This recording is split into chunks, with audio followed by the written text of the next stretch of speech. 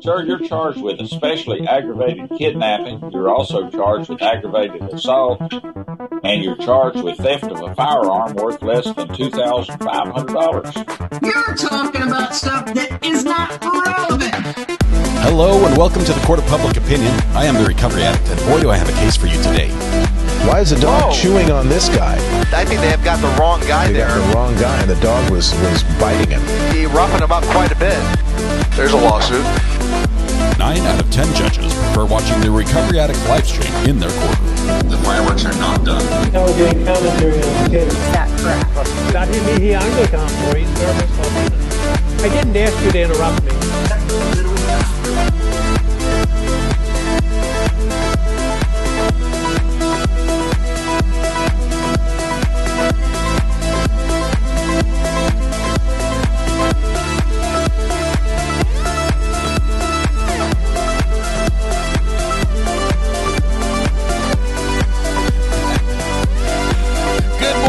Morning. Welcome to the Court of Public Opinion. I am the Recovery Addict. Happy Friday. No Pants Friday. We are celebrating in full fashion. Oh, I guess part fashion, I guess you would say. But here we are. We had a Mac raid already?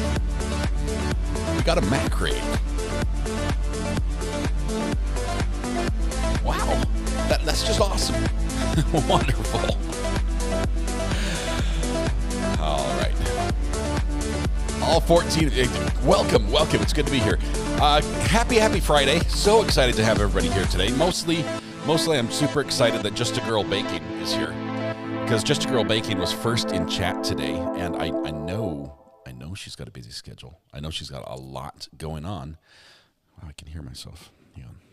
I shouldn't hear myself. I shouldn't hear myself delayed like that. There we go. That's better. She has a lot going on. But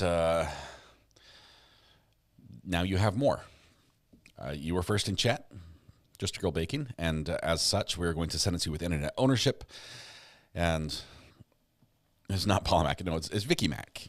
Vicky Mac. Paula Mac, thank you, though. You're welcome to raid as well, anytime you feel so inclined. It's been a challenging week, but hey, what a way to end the week by just nailing it on internet ownership. I mean, that's a high note. So I'm giving you an opportunity to really improve on the week right now. For the rest of us, it's a big improvement because we don't have to do it. But for you can be like, look what I did.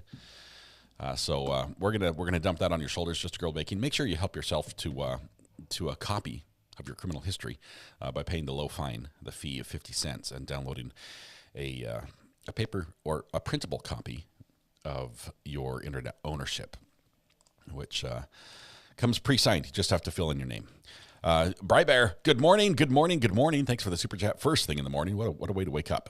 Also gifted a membership. That's super generous. Thank you very much. Happy Friday morning, Bear. It's wonderful to have you all here. We have Karen Reed today, and it's spicy. It's what we were waiting for. It's good. It's good. It's going to make us think. It's going to make us ask questions, and it's going to make us go. It's one of those things that make you go, right? Like the song says. Who was it that sang that song? Things to make you go, Yeah. I can't remember the tune, but those are the words. Things that make you go, Let's see. We're on day 28.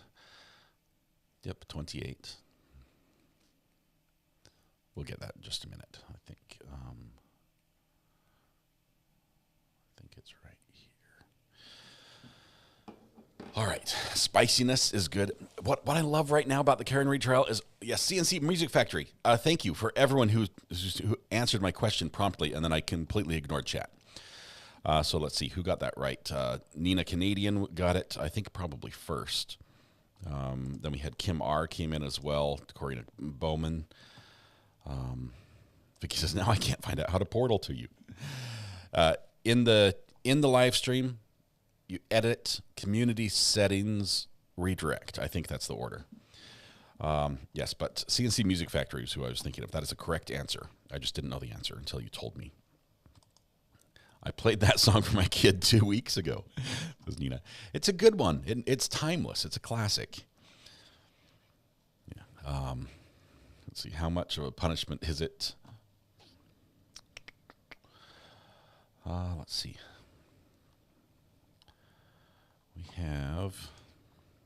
I'm just so excited, honestly. Today is just a good day. I've got invited to a party tomorrow. It's like a boys' night out party in a place I don't think I've ever been. I might be able to go metal detecting while I'm there, which would just be really cool. Otherwise, we're just going to hang out and have great food. It's a good friend I met a long time ago. I first met him setting up a venue for audio video. That's where I first met him, and just a great guy. And so we get to hang out again. So it's good times tomorrow night. It's gonna be awesome. Let's see. Buffer says Sharon says Buffer, Ashley, L Diamonds, Rona, and Texas Nana all celebrating their special days. Ashley, L Diamonds, Rona, and Texas Nana 4 birthdays today, which was wonderful. Let's see. I think you're reading a convo about the small trial I did. Yeah, I saved that trial in pieces. I have to edit it down because I hit the record button and I just stored it forever. But I came down this morning and saw it was still recording. So I've got like a 12-hour recording that I need to pare down. Look how bad this looks. Check this out. I used up over half my 2 terabyte hard drive. Most of it recording that all night. So I'll have to pare that down a little bit and make some. Now I only have room for 36 more hours of video on that drive. How's my skeeter bite? And did you get another one on the other leg so you're even? Yes, Bug Dugger. They look very even. They're well toned. Left mine running until StreamYard said nope. Yeah, StreamYard's full. Oh, good. Let's go back to the birthdays before I lose them. They're right here. I've got them. We're good. We're going to celebrate those who are celebrating their birthday by singing in the usual fashion. You know the words, you know the tune. I'm going to sing. You guys are going to join with me. That's not an invite. That's an instruction. Don't make me use my dad voice. You will be singing. And it's going to be great. So warm up with me if you can. La la la la la la la. There we go. Blend your voice with mine. Raise them high over the noise of the neighbor's lawnmower. Project your voice to the back of the room. Deep breath, everyone. Here we go. Happy birthday to you. Happy birthday to you. Happy birthday, Ashley, L Diamonds, Rona, and Texas Nana. Happy birthday to you. And we have one more. Ashley Oakes came in just in time. So we're going to, I think that's the only one I missed. But we got an extra verse just for Ashley. Are you ready? Here we go. Happy birthday to you. Happy birthday to you. Happy birthday, Ashley Oakes. Happy birthday to you. To everyone who is celebrating a birthday today or this weekend, have an absolutely wonderful birthday. I realize there are a million places you could be to celebrate, a million people you could be with who would celebrate with you, but you've chosen to be here with us. That's not lost on me. Thank you. Oh, do we have another one? Nala? Is it Nala? Is this a birthday too? Can somebody confirm really quickly before the birthday song's over? Today, yes. Nala 3095. Happy birthday to you. Happy birthday, Nala 3095. Happy birthday to you. Nala, happy birthday as well. Please consider yourself sung to. And you're no lesser because we added you on at the end. Wonderful. Happy birthday. That brings us to 6. 6 wonderful birthdays. 6 people who are going to help themselves to free pancakes at Denny's while they still have the chance. So wonderful. Hope you guys have a wonderful birthday. It's a Friday. What a great day to have a birthday. On the weekend, we're going to celebrate all weekend long.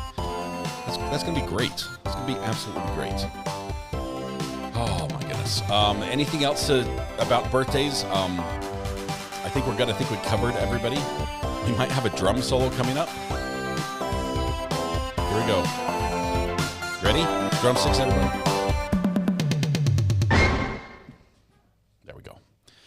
Big finish, big finish. All right. Happy birthday. If I missed anyone, please, I apologize. I stressed Lee out yesterday as he watched you and tried to yell advice. He said, just replace that one hose already.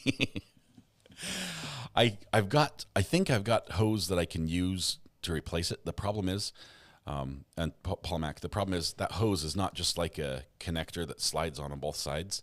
It's like a molded fitting inside that OHV cover. So I have to take that all off and get a new replacement. I can't just like pop a new hose on there.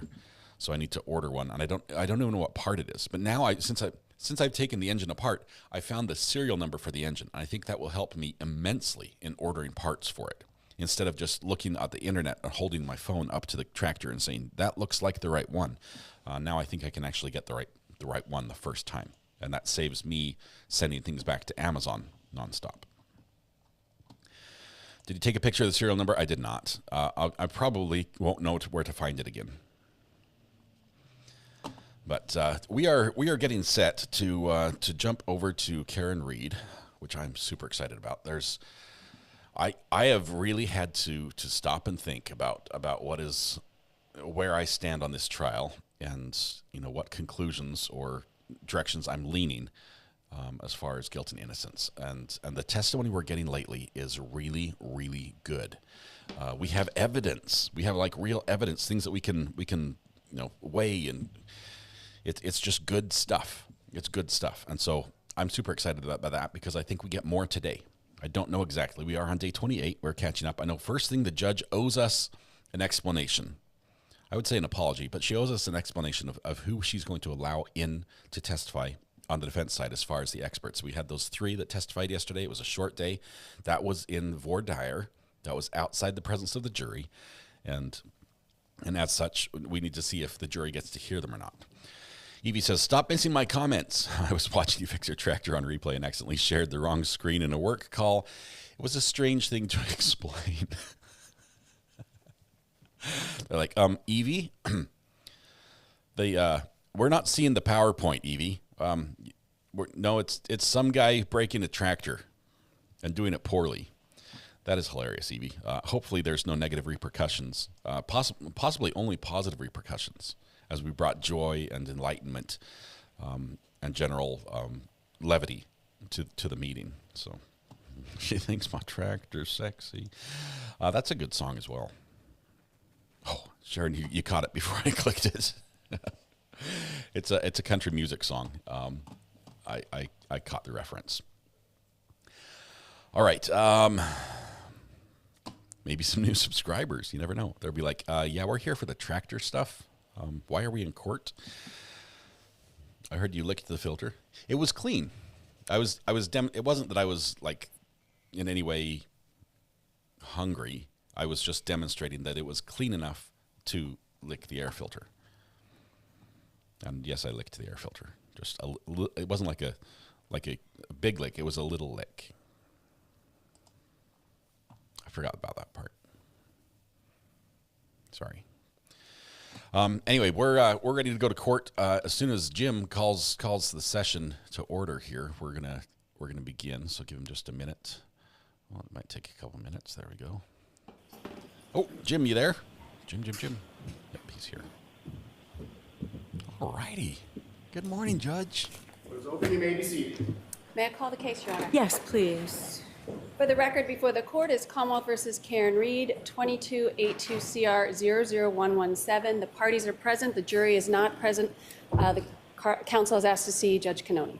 Okay. Did you want to see me at sidebar? I did, we can do it sidebar or an open court, it's up to the court.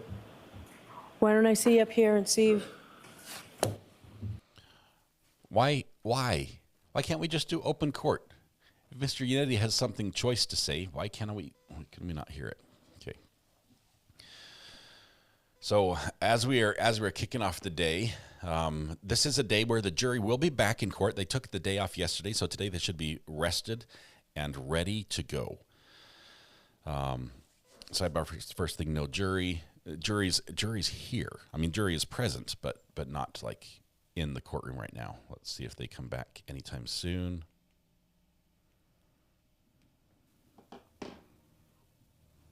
It's a fun view. The computer guy is doing the computer guy things back there. Let's see who's in court today. Do we recognize anybody? I mean, I see some familiar faces, but as far as like media personalities and things, is that Turtle Boy? What's this? Ooh, free smoothie.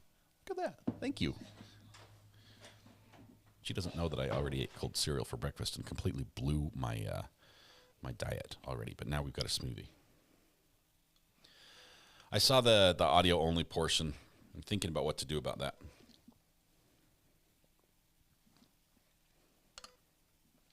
Oh man, it's got some sort of berries in it, like all the berries.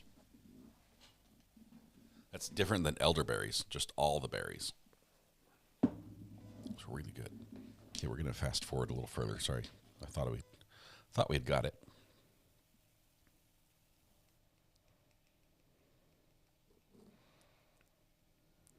Oh wow, it's like a 10-minute sidebar. We'd be talking for ages.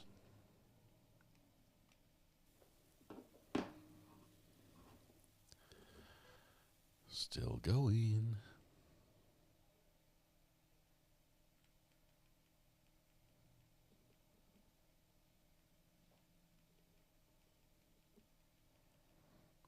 Okay. I think I found the end.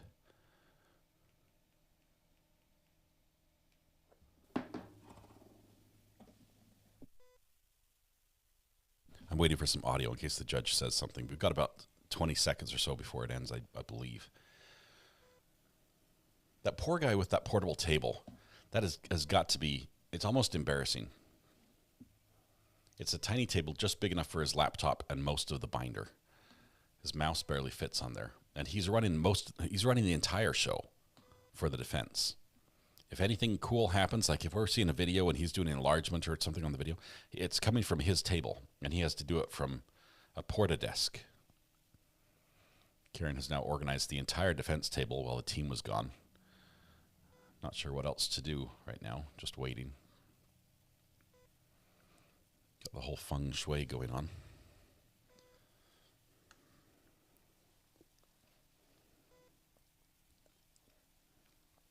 Yeah, first thing the judge is going to decide who gets to testify regarding those three witnesses. And honestly, there's really only a question about one witness, right? There's one witness who is who it was the whole Rule 14 violation. The discovery violation took too long, too little, too late, something like that. Because of that, she's going to decide if that dog bite expert gets to come in and testify that yes, that is a dog bite. And it sounds like she's going to say you can't do anything beyond that if she does allow it. The other two experts, they were only there to see if they were qualified. And I think we can all agree, the Commonwealth would stipulate that they are overly qualified for what they're about to do. So they can't keep them out.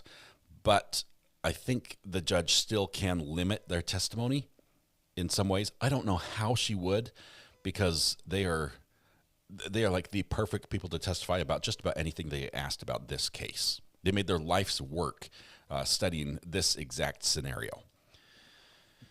Can you freeze pasta salad? I bet you could freeze it. I don't know how good it would be when you unfreeze it.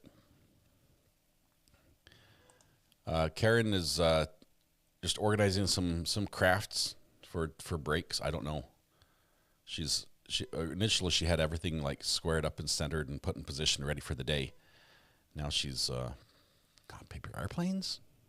Wrong answers only. I don't know what she's doing. She's tearing pages out of the legal page. It looks to be from the back, so they're probably blank. Oh, did she steal? Oh, she stole them from Mr. Yannetti.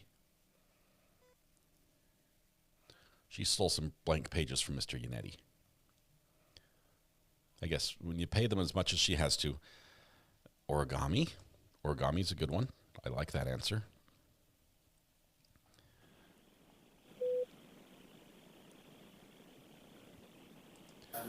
All right, so... Mr. Yannetti's like, did you steal more of my pages? Get your own notebook.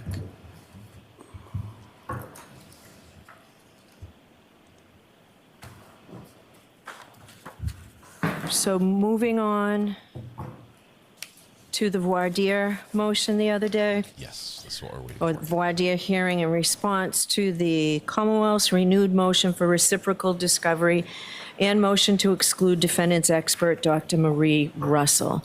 So the Commonwealth was alleging violations of Rule 14's reciprocal discovery requirement, and the Commonwealth asked for exclusion of Dr. Russell. I did find and do find that there was a violation of the reciprocal discovery obligations of the defendants. I was looking for a remedy. You called it a sanction, Mr. Jackson, but I called it a remedy.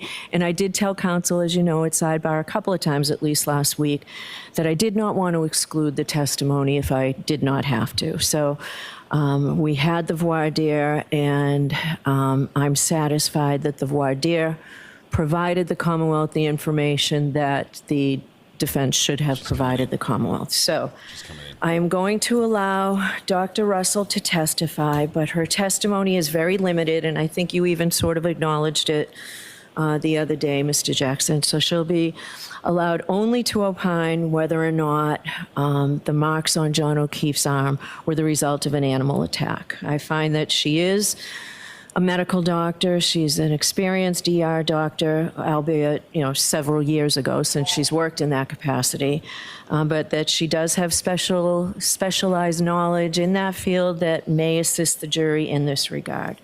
But she can't testify as an expert on police activity. There'll be none of that.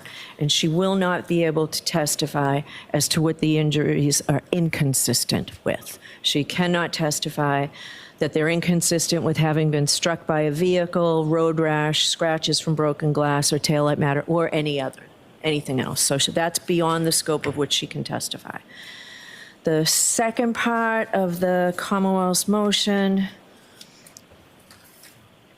Commonwealth argued that they were not provided reciprocal discovery regarding the biomechanical engineers and others, but specifically ARCCA, Dr. Wolf, and Dr. Rentschler.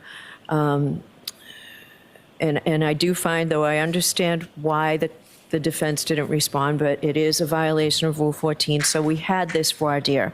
The Commonwealth was looking to see what each person did, their independent opinion, what their testimony would be, and whether they were qualified to render the opinions that they qualified. So from what I heard the other day, Dr. Wolf can testify to what his involvement.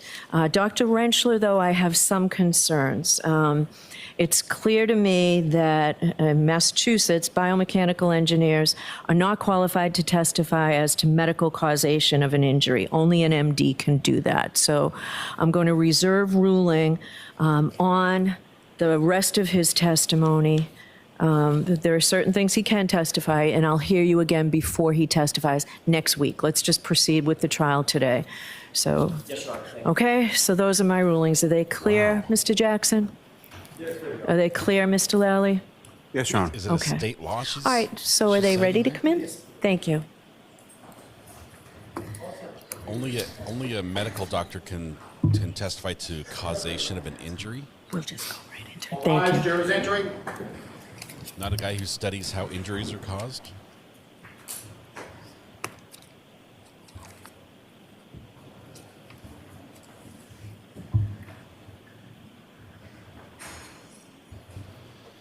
Thank you, Thunder Clapback.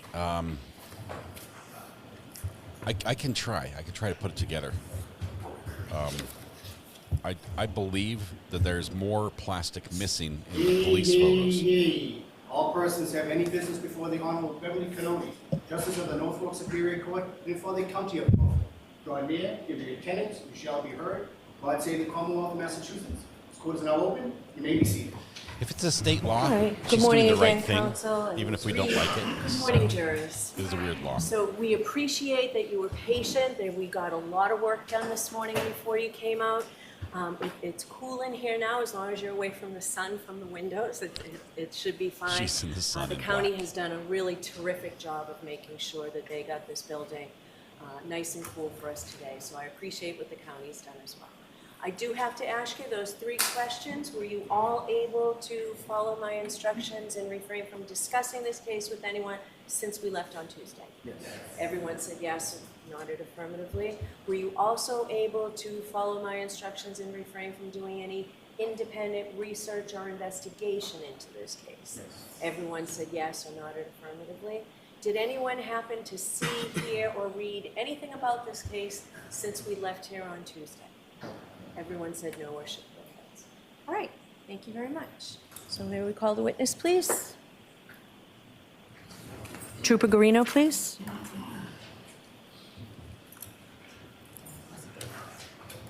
So we're going back to witness number 65. I'm not sure how to count. Well, we won't count the voir dire witnesses, Russell, Wolf, and Rentschler, until they testify. So we're back to witness 65. Do you solemnly swear that the testimony you shall give to the court and the jury in the matter now pending shall be the truth, the whole truth, and nothing but the truth, so help you God? Yes, ma'am. Thank you. Good morning, Trooper. Morning, everyone.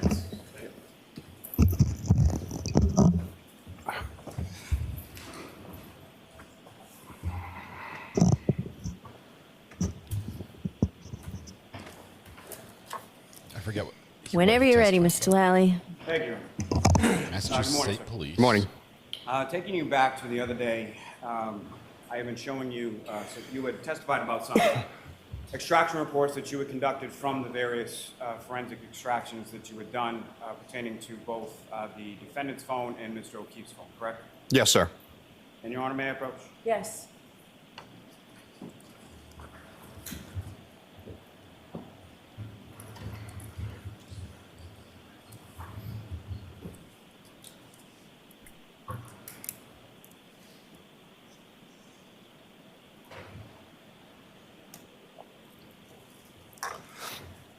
He's the guy who muttered under his breath, right? Let's see if he talks again today.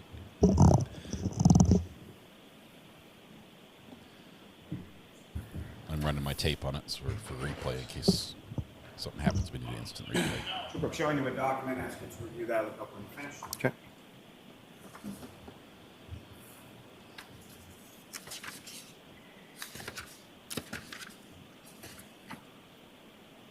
Okay. You recognize that, sir?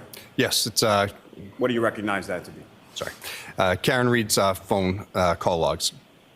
And that's specifically from January 28th and January 29th, is that correct? Yes, it starts the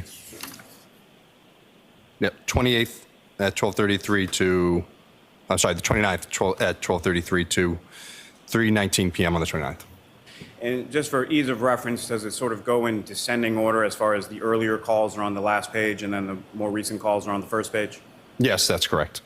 May I approach, Your Honor? Yes. I'm about to introduce the minutes and exhibit. May we approach, please? Okay. I'm going to call him the Fugees witness. Because the Fugees sang a song that they sang "Killing Me Softly," didn't they? They weren't the first ones. Who was the first person to sing "Killing Me Softly"? Does anybody know?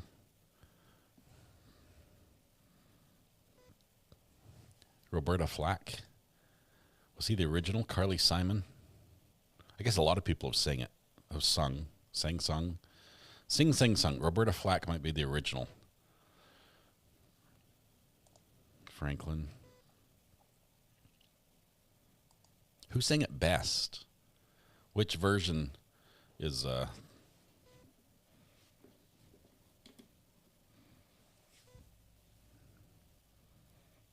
the above?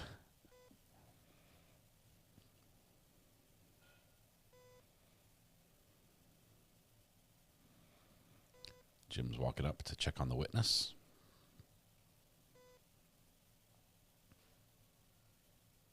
And back down. Tom Petty sang it, Greeners? No.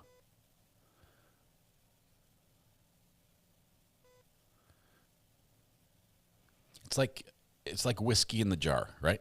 I put the "Killing Me Softly" and "Whiskey in the Jar" in the same category because it was such an old song and it's been remade so many times. But "Whiskey in the Jar," I would say initially it was like if you've heard the first version, it was very different from all the versions you know. Taylor Swift sang it first. Metallica, Thin Lizzy, Irish. Yes, there you go. Whiskey in the Jar.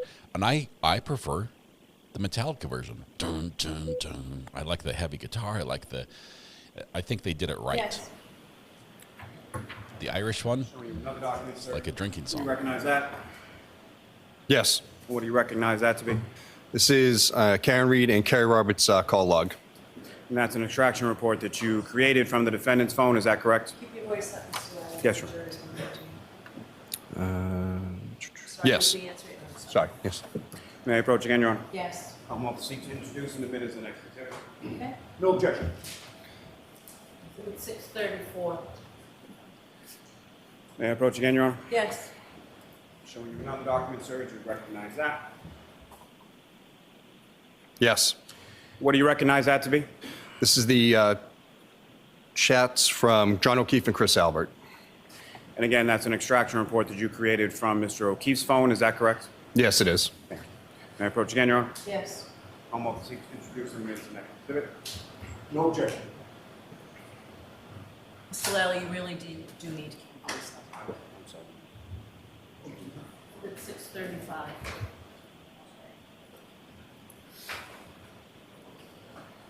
And may I approach? Oh, I'm sorry.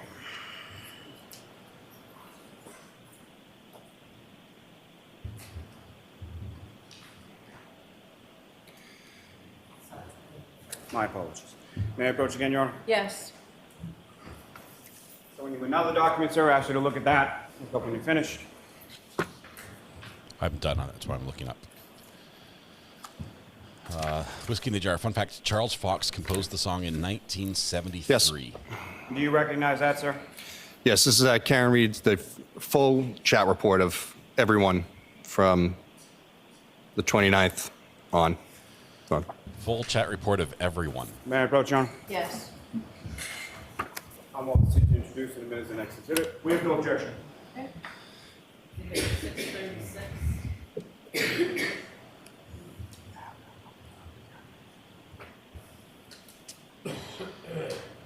Thanks to Brandy Churchwell May I have the for her last tweet. Lets us know that today we're in store approach the for witness, Your Honor? 87 Yes. what if any's from Mr. Lally. So sorry to spoil that. Returning to you Hopefully what's that now doesn't marked ruin as your day. Exhibit 636. Your Honor, with the court's permission, may I publish a portion of this to the jury? Yes.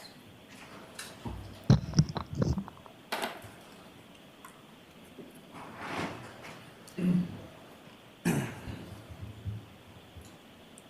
sir, I'm going to direct your attention to the exhibit before you that's now been marked as Exhibit 636. And Ms. Gilman, if I could, I'm sorry, Trooper Garino and Ms. Gilman, if I could direct your attention to page 3.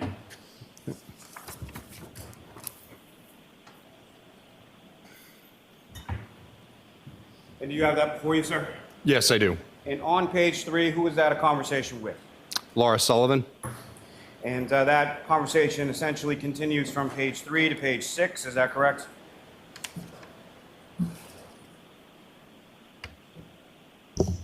Yes, it does. And so I'm going to ask you, similar to what I asked you the other day, if you could read from that conversation in its entirety, indicating who's speaking, content of what's being said, and the date and time associated with that message. Yes. All right. First message from Laura Sullivan at 12:45 p.m. on January 29th, 2022. Karen, it's Laura. Please call me. Karen says, hi, Laura, at 1:07 p.m. Karen then says, John passed away, 1:07 p.m. Laura, Karen, I'm shaking. I'm so sorry. At 1:07, Karen says, we found him outside in the snow at 5 a.m., 1:07 p.m. 5 a.m.? Laura, I can't stop crying, 1:07 p.m. again. Karen, thank you, 1:07. And Laura finally says, why was he out there, 1:07 p.m. Oh, sorry. Karen replies, he left the party we were at. I don't know what time. I didn't even go in. I went to bed. That's at 1:08 p.m. Laura says, oh my God, 1:08. Karen, my heart breaks for, my heart breaks for everyone at 1:09 p.m. So. Thank you, sir. So in those text messages to Ms. Sullivan in the afternoon of the 29th, she indicates to Ms. Sullivan that they located Mr. O'Keefe around 5 a.m. Is that correct? Yes, it is. Now, sir, if I could direct your attention to page 28 and 29 of those messages in the exhibit before you. In page 28 and 29, who was that a conversation with? This is Karen Reed and John O'Keefe. And these are conversations from the early...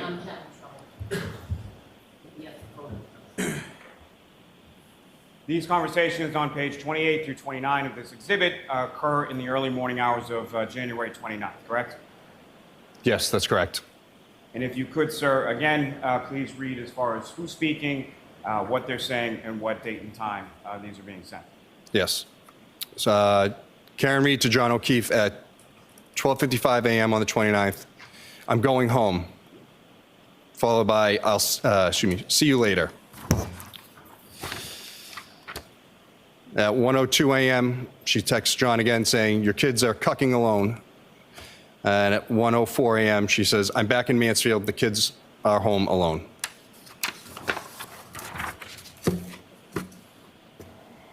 Thank you, Your Honor. May I approach this to retreat? Yes.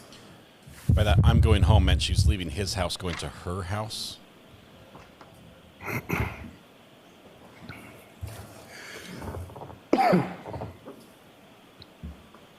I think there was a typo in one of those text messages. I'm not sure which word it was, but somewhere there was a spelling issue.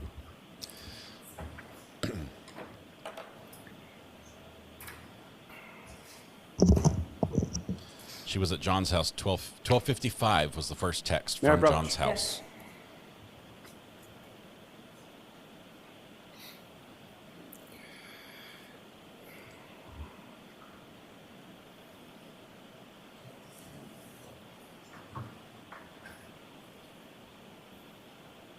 How far away was John's house from the Alberts? Somebody remember?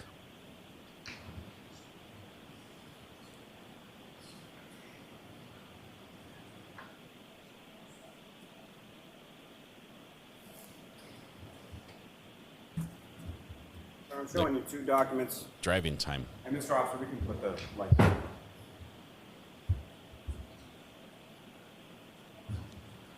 You recognize each of those documents, sir?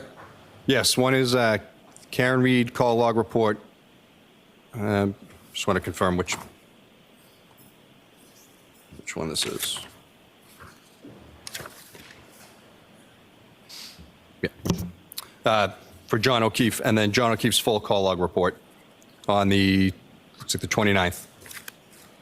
Now, sir, if I could direct your attention to the defendant, Ms. Reed's call log report, and specifically, if I could draw your attention to what's been, they're enumerated as far as certain box numbers, correct? 1 through whatever it goes on the last page. Yes. If I could direct your attention to boxes 113 and 114.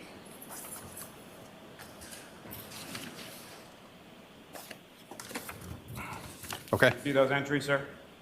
Yes. Now, as far as the time related to box 113 and 114, what are the timestamps associated with that? 1/29/2022 at 12:36 a.m. 41 seconds, and then another one at 12:36 and 10 seconds a.m. on the 29th. And is there any indication within that report as far as whether or not those calls are answered, those calls are missed, those calls are rejected? What's listed?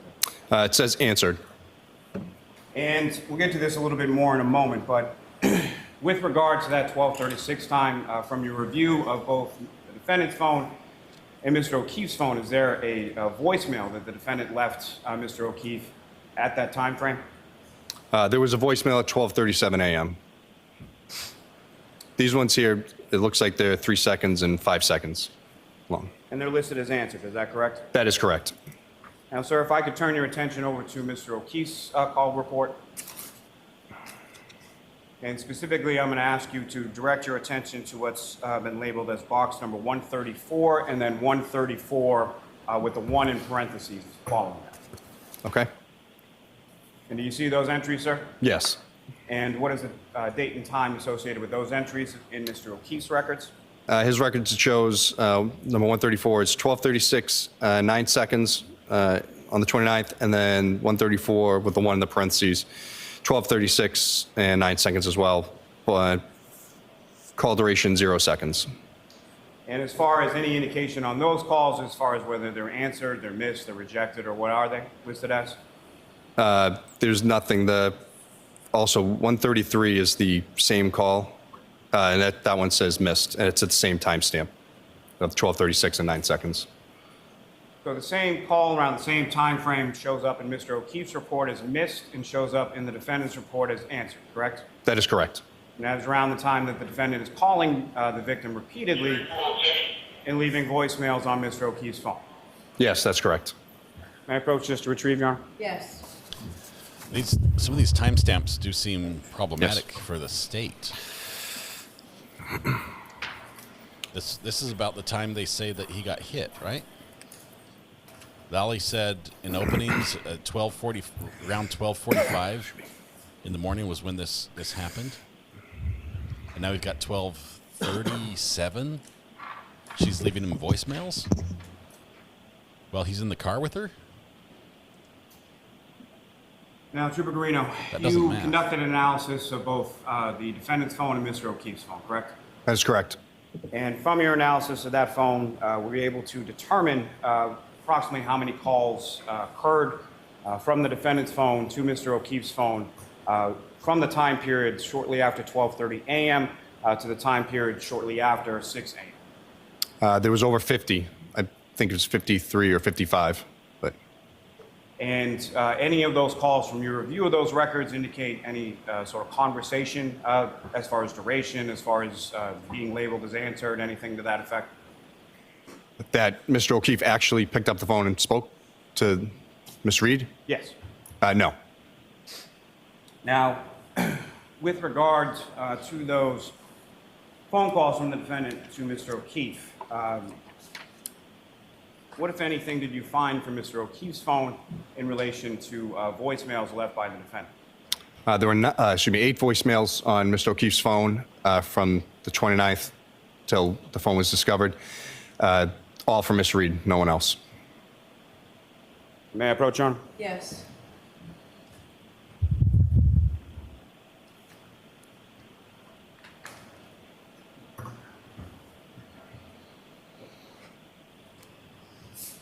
He's got his lips sealed. He's not saying anything in the quiet times. You recognize that? Yes. What do you recognize that to be? It's the John O'Keefe voicemails from Karen Reed on his phone. Is that in a page protector? From that period that we were just speaking about on January 29th? Yes, that's correct. May I approach, Your Honor? Yes. I'll move to introduce in the minutes the next exhibit. We have no objection. Okay. It's just a page protector with a disc in it. I'll just dump it out on the desk. That won't scratch it or anything. You're good, ma'am. That sticker's not going to throw off the balance. Sir, of from the your CD or review of the defendant's phone, before we get to those, from your review of the defendant's phone, what, if anything, were you able to observe or ascertain that the defendant's phone did at approximately 12:36 a.m.? So by looking at the timeline in the phone, we were able to see that Ms. Reed's phone auto-connected to John O'Keefe's Wi-Fi at his house at 12:36 a.m. They know this because it's a password-protected access to the phone, so you would have to know the password to get into this Wi-Fi network. 12:36? And that would be at the home John's at 1 house? Meadows Avenue, correct? Yes, that's correct. And, Your Honor, with the court's permission, if we could publish each of the 8 voicemails to the jury. Okay. Are we going to hear which? Now it doesn't math at all. Yes, Your Honor. That's hard evidence.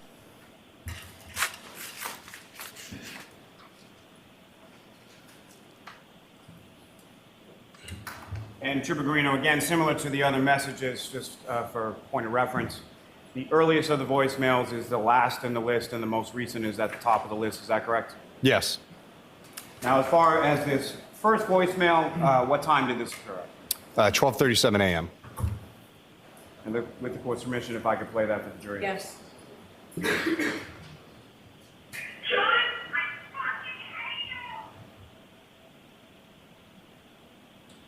Ms. Gilman, if you could have the second message. Whoa, wasn't expecting that.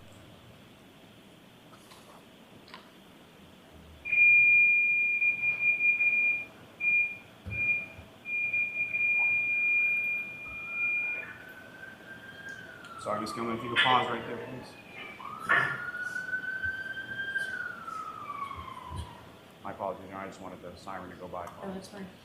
Oh, I thought the siren was in the message. Ms. Gilman presses Like, play that's again. weird. Trooper Garino, what time is the second message? 12:42. Ms. Gilman, if you could.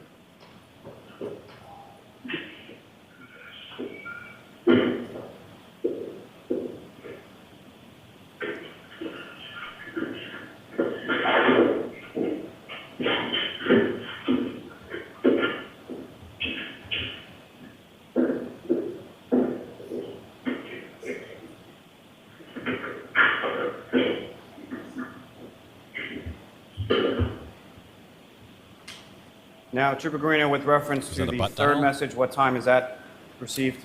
12:59. And again, when I say received by Mr. O'Keefe's phone, is that correct? That's the timestamp of the voicemail in his phone, yes. And Ms. Gilman, if you could, with reference to that third message. John, I'm here with your fucking kids. Nobody knows what the fuck you want, you fucking pervert. Now, the fourth message, Trooper Garino, what time was that received by Mr. O'Keefe's phone? 1:02 a.m. Ms. Gilman, if you could, when you're ready.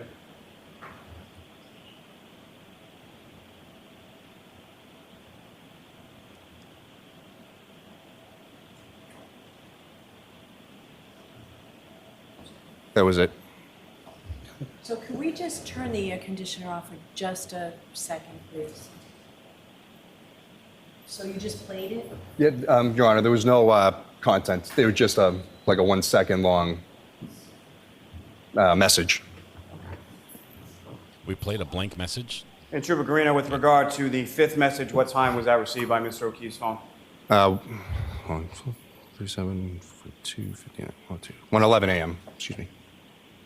And Ms. Gilman, if you could.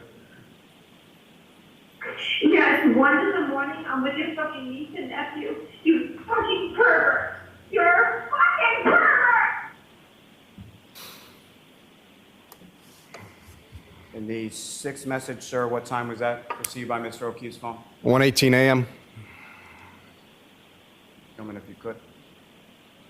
John, I'm going home. I cannot babysit your niece. I need to go home. You are fucking using me right now. You're fucking another girl. You're sleeping next to me. You're a fucking loser. Fuck yourself.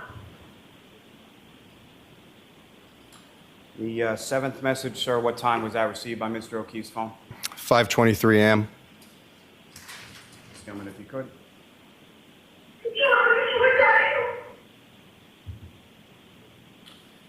The last and eighth message, sir, what time was that received by Mr. O'Keefe's phone? 6:08 a.m. Ms. Gilman, if you could.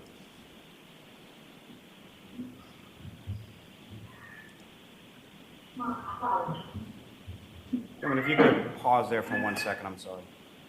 With respect to this message received on Mr. O'Keefe's phone at 6:08 a.m., from your knowledge of the investigation, where was the defendant, who, if anyone, was with her or around her at the time of this message at 6:08 a.m.? Jen McCabe, Kerry Roberts. During the message, you can hear someone on the phone with 911. Thank you, sir. Ms. Gilman, if you could.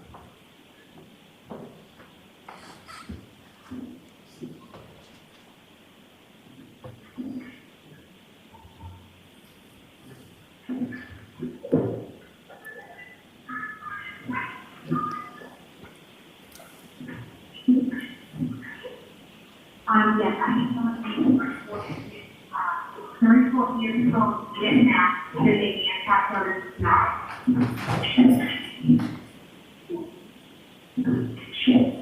Yeah.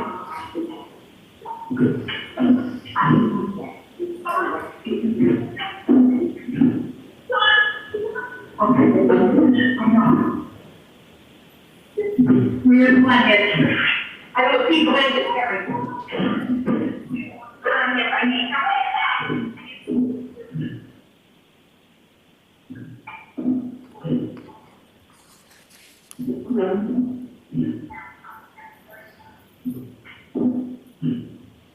What is the dum dum dum?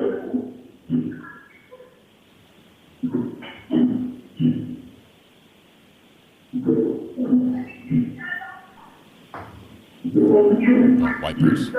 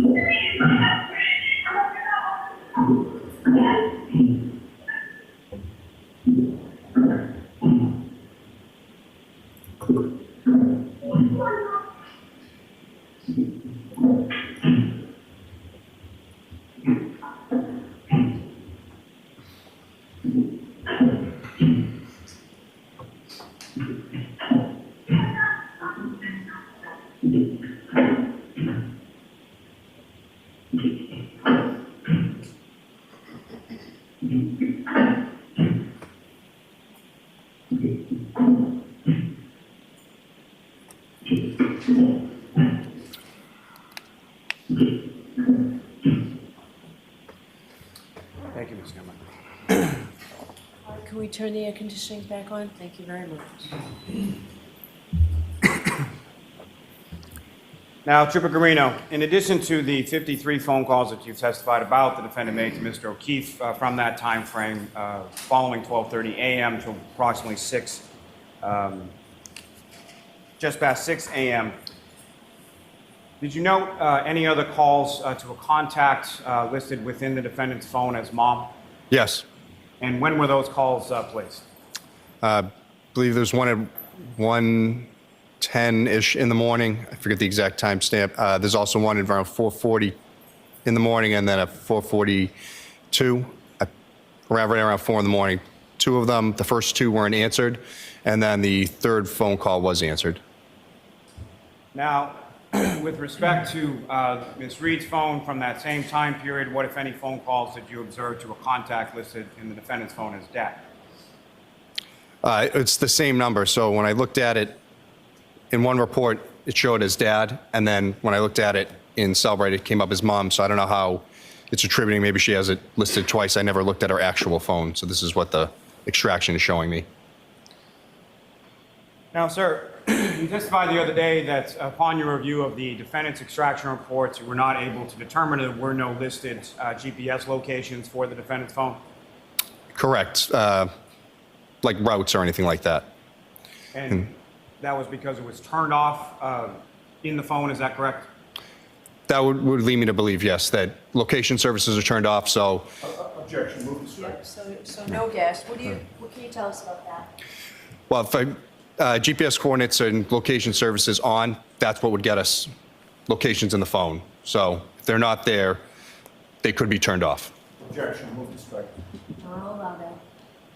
Really?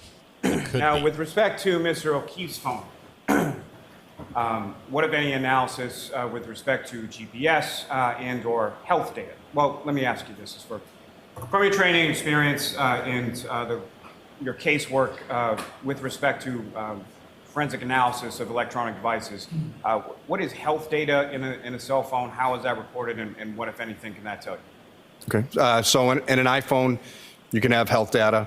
To use that health data, the phone, if you don't have an iWatch paired to it, is basically just a high-tech pedometer. It's just every time you move the phone, it's going to track steps, and that's if you have it turned on. If you have the iWatch on, it'll get beats per minute, and you get a much more robust health data from it.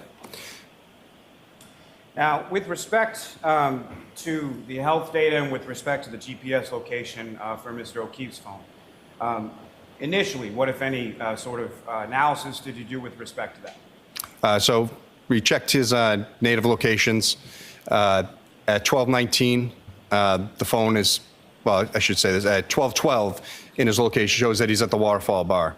The next set of locations shows he's at Dedham Street by Cedar Crest, and then Waze is activated for 34 Fairview. So, and then it shows me his entire route to 34 Fairview. And what is Waze, sir? Waze is similar to Apple Maps. It is a GPS program that, punch in like a Garmin type thing. Now, if I could take you back just for a moment, just to the health data from the Cellbrite extraction that you did. Specifically, you looked at data from 12 a.m. to 1 a.m. on January 29, 2022. Is that correct? Yes, that's correct. And as far as the health data was concerned, there was some entries from 12:11 a.m. to 12:32 a.m. Is that correct? Yes, that's correct. And can you describe to the jury sort of what you observed and what, if any, significance those entries had to you as far as the health data was concerned? Yeah, so the health data shows, like I said, the phone is basically a high-tech pedometer. If you're moving it around, it's going to think you're taking steps when you might not actually be walking. His health data showed while he's driving that he's traveling and taking steps. Objection. Move to strike. So I need a foundation. Mr. Pegrino, over the course of this investigation and your analysis, you became aware of other witness statements, surveillance video, things of that nature as to Mr. O'Keefe's whereabouts from approximately 12 a.m. to at least 1 a.m. Is that correct? Yes, that's correct. And you're aware of around the time just past 6 a.m. When it is. So let's hear the question first. Oh, that's my objection. Go ahead, Mr. Ayden. You're aware of the time being just past 6 a.m. that you've already testified to as to when Mr. O'Keefe was discovered and 911 was called? Yes, that's correct. So, sir, with respect to, again, that time period starting at 12:11 a.m., what, if anything, did you observe with respect to the health data of Mr. O'Keefe as signified within the phone?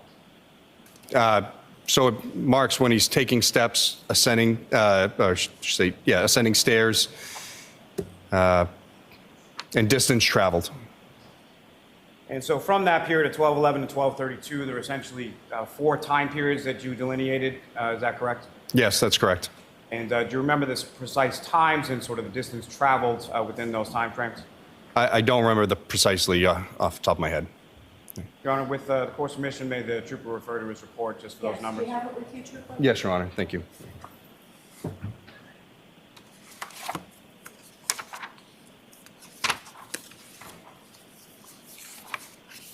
Okay.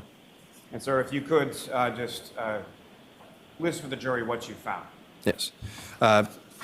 So at 12:11 and 9 seconds in the morning to 12:21 and 5 seconds on the 29th, it shows that he's taking 170 steps going 99.6 meters or 326 feet.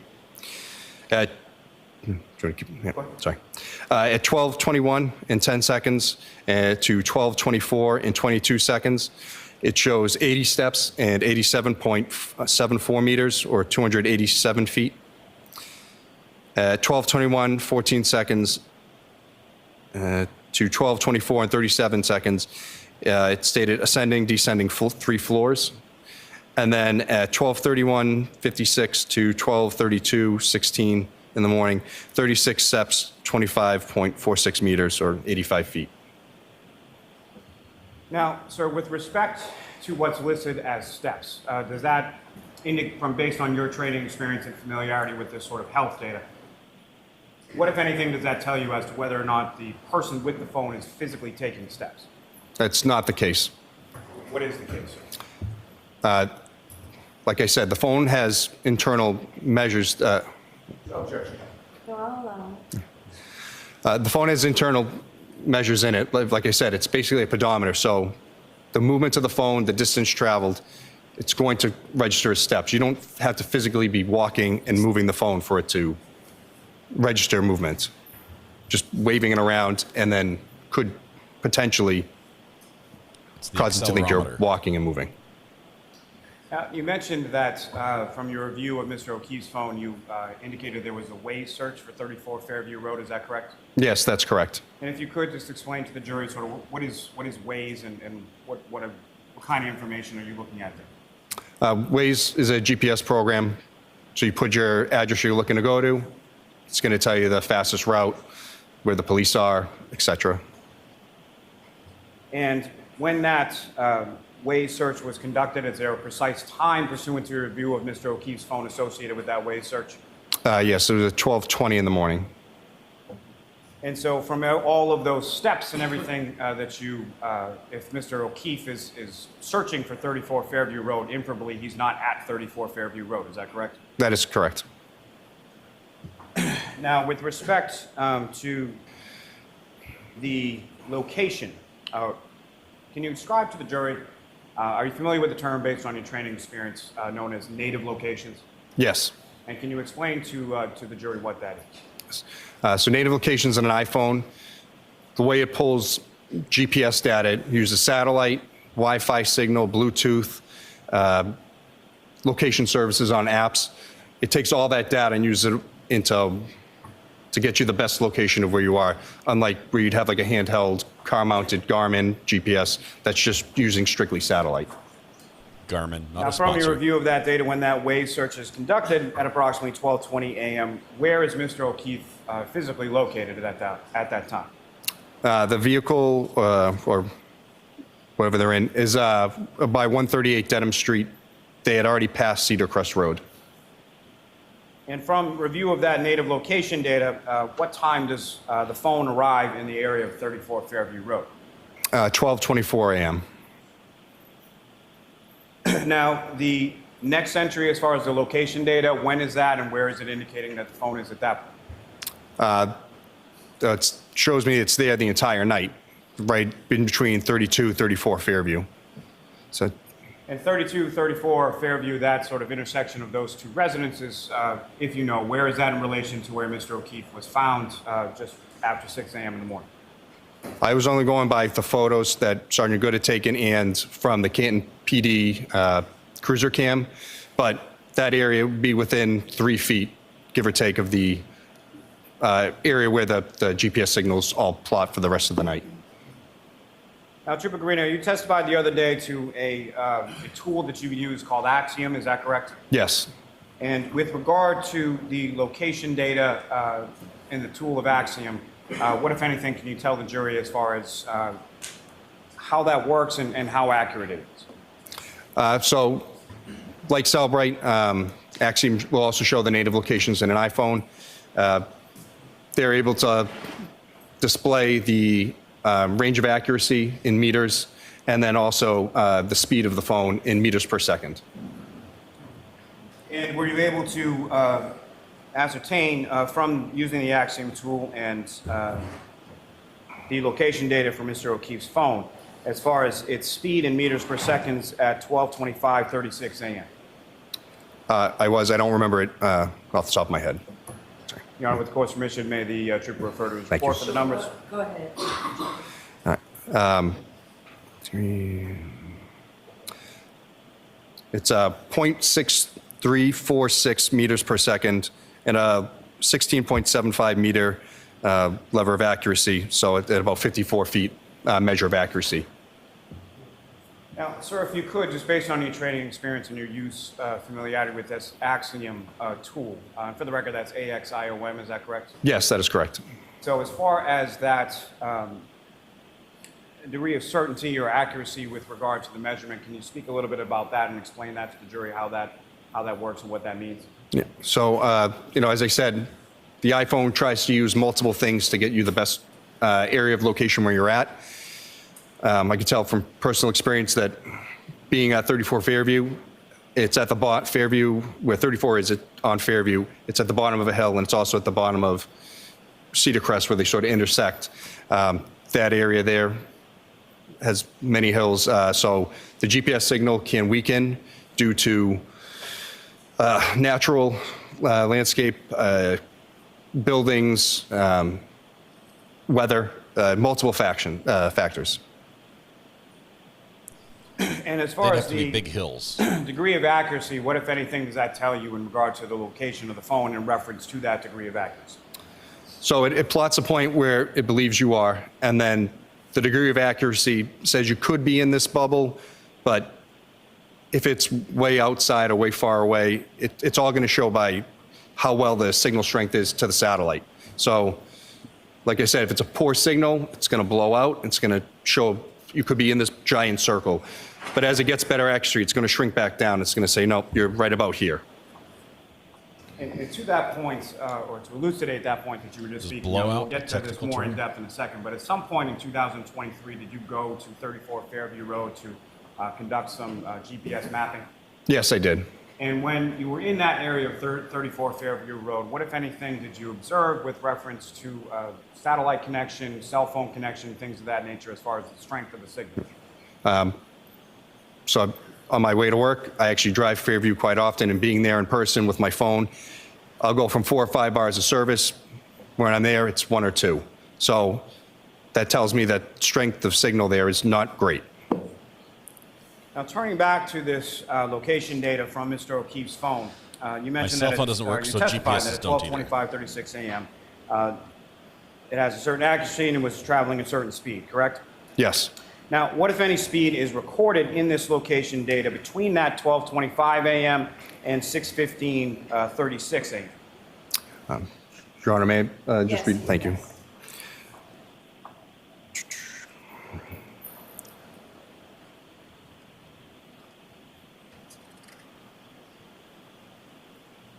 What time frame exactly are you looking for? What I'm asking is, what, if any, speed was recorded by the location data between that first 12:25:36 a.m. and 6:15:36 a.m.? Oh, I'm sorry. I thought you were asking for before that. No, there's no real speed registered until the phone is found the next morning. And so that would be at the 6:15:36 a.m. time frame, is that correct? Yes, that's correct. And what speed is recorded at that time at 6:15:36 in the morning? It shows 0.24 meters per second for speed, and then with an accuracy rating of 7.58 meters, which is 24 feet. Thanks.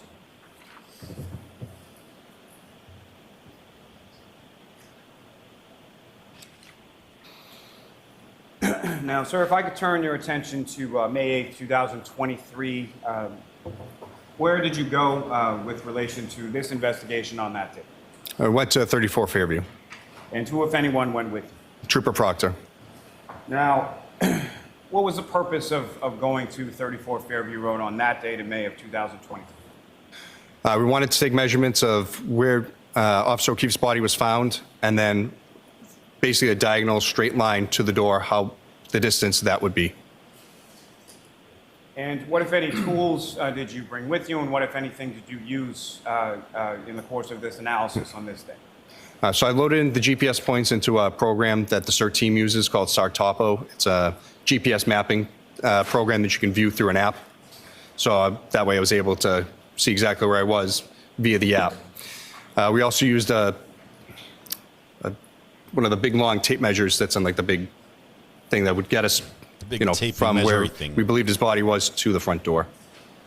A long and from string that, as with far numbers as on the it. determination of where Mr. O'Keefe's body was located, what, if anything, did you use to determine that? As I said before, the photos and video from Sergeant Good of KNPD and the KNPD cruiser cam video. So the cruiser cam video that from Officer Sarah's cruiser, is that correct? Yes, that's correct. The one that shows where Mr. O'Keefe's body is when Officer Sarah arrives on scene, correct? That is correct. Now, with regard to those particular GPS points, what time frame did you start as far as your mapping was concerned?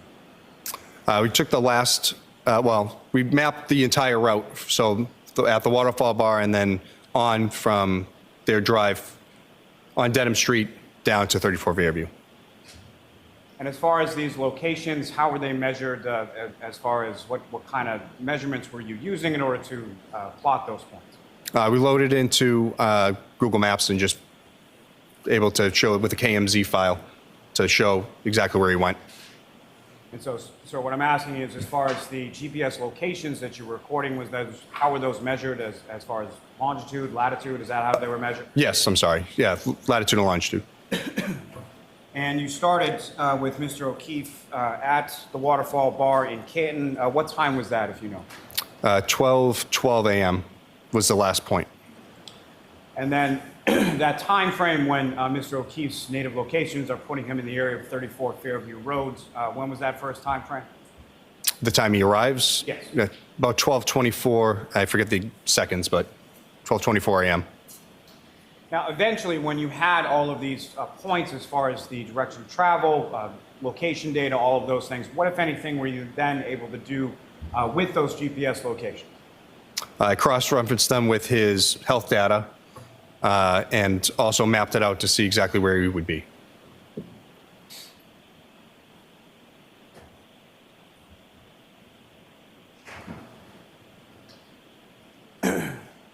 Now, with respect to the data that you were able to recover, if you could describe to the jury sort of the path of travel, starting with the waterfall as far as where Mr. O'Keefe's phone was, where it traveled, and where you noted it at various time points along that sequence.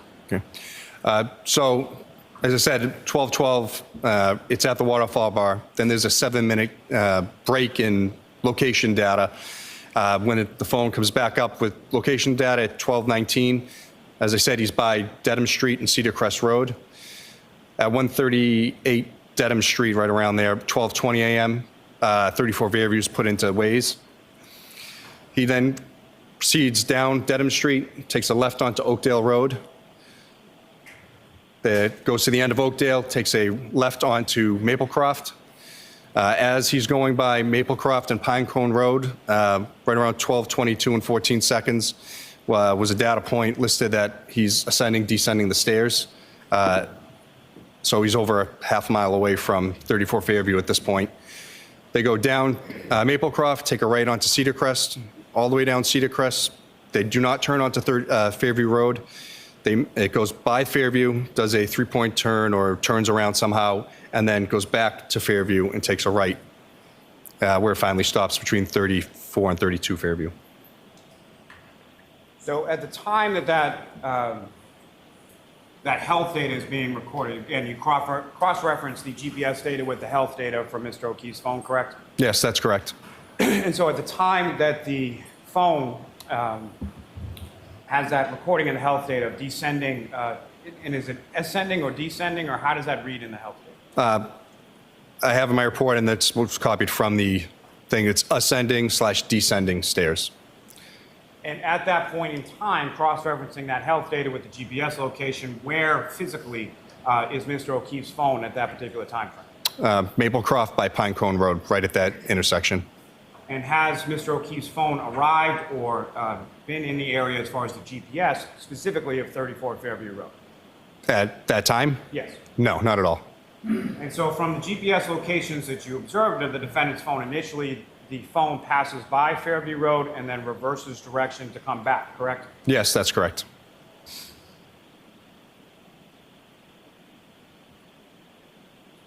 And then as far as between 12:25 a.m. and 6:15 a.m., there's no movement of that phone, correct? Yes. What, if any, movement did you observe following 12:25 a.m. until the period of 6:15 a.m.? None until it was found at 6:15. Now, you mentioned that you took a tool and you did some measurements as well, is that correct? Yes. And were you able to ascertain then some GPS locations for where Mr. O'Keefe's body was found? Yes. And what, if any, measurements, the accuracy of those GPS measurements in latitude and longitude, what was the accuracy of that? Can I read the exact thing? Okay. All right. So from 12:25 and 30 seconds to about 12:35 and 36 seconds, the GPS accuracy is tight on them for the first few seconds and then blows out and encompasses pretty much the neighborhood. 34 Fairview, 32, 31, and I'll read the exact. It's 12:25 and 30 seconds. It has a 33-meter degree of accuracy, which is about 100 feet. That area encompasses 32, 34, and 31 Fairview. 12:25, 31, it's 200-foot measure of accuracy that hits 31, 32, 34 Fairview, basically almost all the houses around. 32 seconds, shrinks back down to 95-foot level of accuracy, hitting 32, 34 Fairview and the front yard of 31. At 33 seconds, it's 88 feet, again shrinking back in as the signal gets better, covering 32, 34 Fairview, 72 feet at 34 seconds, 59 feet at 35 seconds, and then 52 feet at 36 seconds. So, as I said, signal weakens, it blows out, and then as the signal gets stronger, it shrinks back in. The GPS coordinates themselves are all still right where Mr. O'Keefe's body was found. And so as far as, if I can take it back just for a second, the initial GPS coordinates that you marked as far as where Mr. O'Keefe's body was found, how accurate was that measurement as far as to itself where it was? From what we had and then where we marked from, we believe we were in about 3 feet because standing there, even with the app, it's not perfect. I'm not getting a direct saying that I'm right on it. So we believe we were within about 3 feet of exactly where he was found. And from that air distance of within 3 feet of where Mr. O'Keefe's body was found, how far was that, or how far did you measure that to be from the front door of 34 Fairview Road? In a direct straight line to the front door, 72 feet. Not accounting the stairs. Now, from your review of that data that you were talking about from that 12:35 and 30 seconds through 12:25 and 36 seconds when it fluctuates, what time period of that is, or what time period of any of the times that you observed is it possible that John O'Keefe was actually anywhere near 34 Fairview Road, the house? Objection. Ask it differently, Mr. Sure. Within those fluctuating circles of GPS data that you were talking about, what time period did those encompass the actual inside of the residence of 34 Fairview Road? It's about 3 seconds where it actually encompasses the inside of Fairview. That fourth second, it's right on the edge of the corner of the house. And then the fifth and sixth second, they're just showing the front yard. And that time period, as far as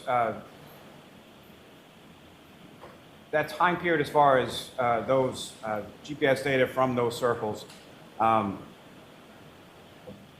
with reference to the following time periods after those, what, if any, based on your training experience, what, if any, opinions were you able to draw from sort of that data? So he would have to go from the GPS point that's listed. It would take him, a second and a half to get to the house, and then a second and a half back where his body was found, where his phone was underneath him. He'd have to go about 48 feet a second when I did a velocity calculation, which is about 32 miles an hour. A second to the house, a second back. There was no GPS points ever showing inside the home, the backyard of the home. There's no lat and long listed. It's just the degree of accuracy from the GPS signal. So 72 feet from where Mr. O'Keefe's body was found to the front door of 34 Fairview Road, in order for him to be inside of 34 Fairview Road during any of those measured timeframes, he would have to travel 72 feet and 1.5. The objection sustained. The objection sustained.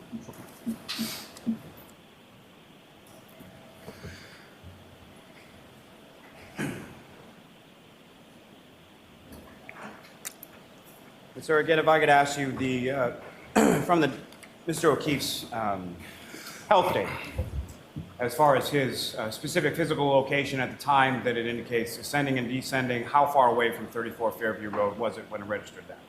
It's over a half mile away. So Maplecroft to Pinecone Road. In your opinion, sir, at any point in time from the data that you reviewed, did Mr. O'Keefe enter 34 Fairview Road? I'll sustain the objection. May I approach, Your Honor? Yes.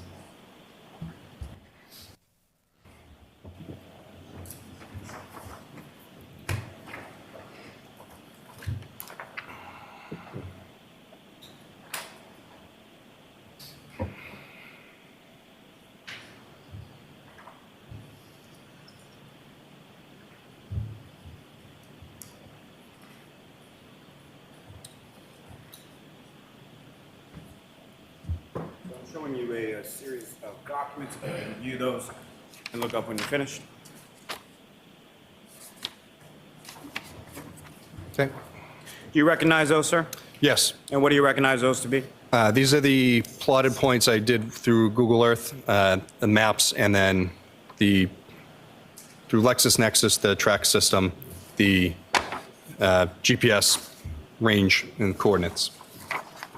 And the LexisNexis track system, if you could explain just a bit to the jury as far as what that is and how it's used to create these documents before you. It's similar to that Startopo program I used. It's a desktop-based GPS program. You put the points in, and then it will map them out and create, like I said, a KMZ file for you, so you can load it into Google Earth. May I approach, Your Honor? Yes. Here come the graphics. Okay. Hopefully they're better than the printouts we have there. 6:38. May I return to the witness, Your Honor? Yes.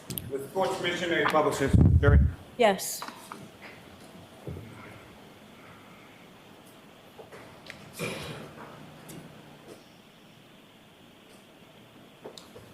Ms. Gilman, if you could take that down. May I have a moment, Your Honor? Yes.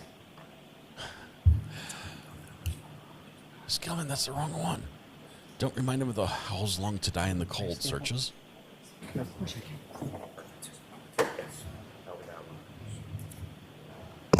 In fact, Trooper, if you're more comfortable standing for some of your testimony, you certainly can. Thank you, Honor. Just keep the microphone in front of your mouth. Enlarge that just a bit. Thank you. Now, Trooper, there should be a laser pointer up on the stand before you. If you could, first of all, let me just ask you, recognize what's up on the screen now as the next exhibit? Yes. And again, if you could just explain to the jury sort of what we're looking at in this slide, and then using that laser pointer, if you could, direct the jury's attention to what, if anything, of significance you have in this particular slide. So I took an overview of the town of Canton. So this here is the GPS route, and then down over, I can barely see, let me just look on the map here. It's not much better. The waterfall bar is right up, I can't really tell, honestly, from this, but it's on Washington Street. It's down here, I'm sorry. That's why I included an overview of everything so you could see the full range from the time period with that GPS locations. Your Honor, if I may, just if it's possible, I don't know. Keep your voice up. I'm sorry. I don't know if this is going to work any better, but if I could ask if we could turn the lights back on just so the witness can see Sure. what's before him, and then. Okay. With the court's permission, I think the map is still viewable to the jury, and now the witness can actually see the exhibit. Can everybody see it? And so again, sir, Trooper, I'm sorry. Now with visible before you, if you could just indicate again what we're looking at in this. Yep. So when you zoomed in, it actually closed it out. But it's down over here is the waterfall bar. There's a couple of points there listed. And then right around here is when the GPS tracks go, and their route, once Waze is activated, down to 34 Fairview. There is a zoomed-in version of by Fairview. And Ms. Gilman, if I could have the next slide.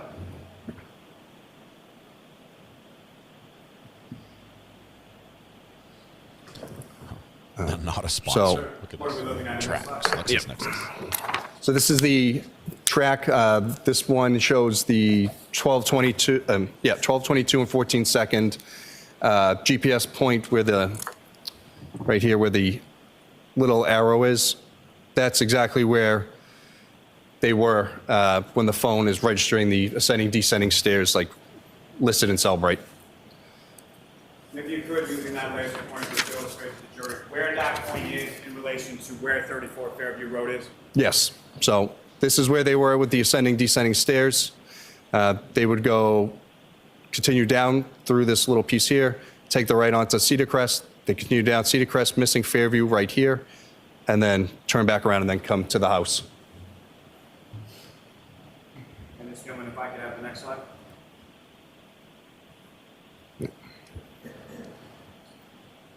And Trooper, what are we looking at in this slide? And specifically, if you could explain to the jury as far as the blue circle with the attached to the If you could look this way, please. attached to the LexisNexis tracks, if you could explain to the jury what that is and what that signifies in this.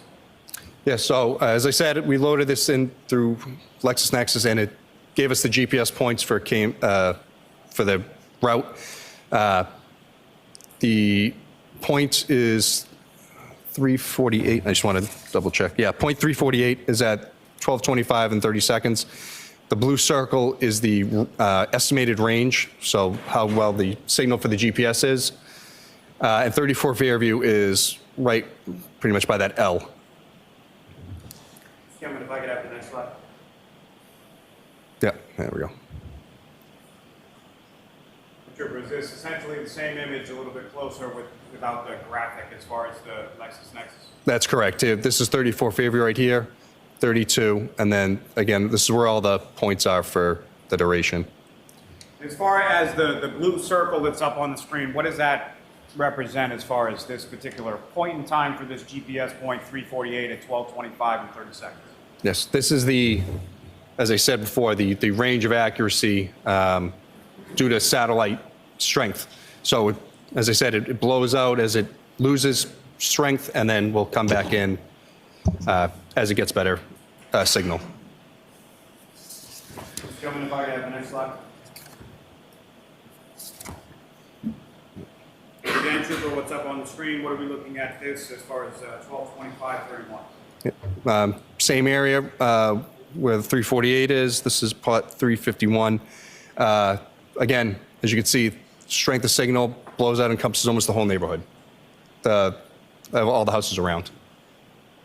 The label covers all the neighborhood. There we go. And again, sir, is this the same GPS point of 351, number 351 at 12:25 and 31 seconds? Yes, it is. And if you could, again, just explain to the jury what we're looking at in this slide. Yeah. Same thing, just the degree of accuracy and the strength of the satellite signal to Officer O'Keefe's phone. Ms. Gilman, if I could have the next slide. And again, sir, if you could explain to the jury what we're looking at in this slide and what time frame we're talking about. Yep, this is point 349 at 32 seconds. Again, latitude and longitude, they're all right in the same area, and that's that. Ms. Gilman, if I could have the next slide. Again, Trooper Guarino, is this the same GPS plotting point in the same time frame of 12:25, 32 seconds? Yes, it is.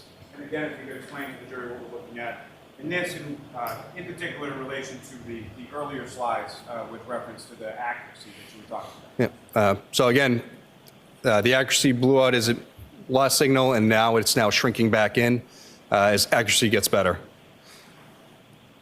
Ms. Gilman, if I could have the next slide. And sir, what GPS point or what time frame are we looking at in this particular slide? It's 12:25 and 33 seconds. Again, same area, lat long, right in the yard of 34 Fairview. And Ms. Gilman, if I could have the next slide. Trooper Guarino, is this the same GPS point of number 348 and 12:25 and 33 seconds? That's correct. And again, if you could explain to the jury as far as the... Why? If it's the same picture, why are you explaining it over and over? Yep. So I believe they actually wasn't that much of a drop off. Yeah. So it went from 88 feet to 72 feet. So the circle is still Doesn't look like it really shrank much. Ms. Gilman, if I could have the next slide, please.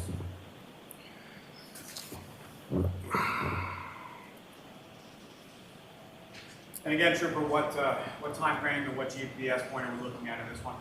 This is 12:25 and 34 seconds. Again, same thing, right there, the corner of 34 Fairview and 32 Fairview. Ms. Gilman, if I could have the next slide, please.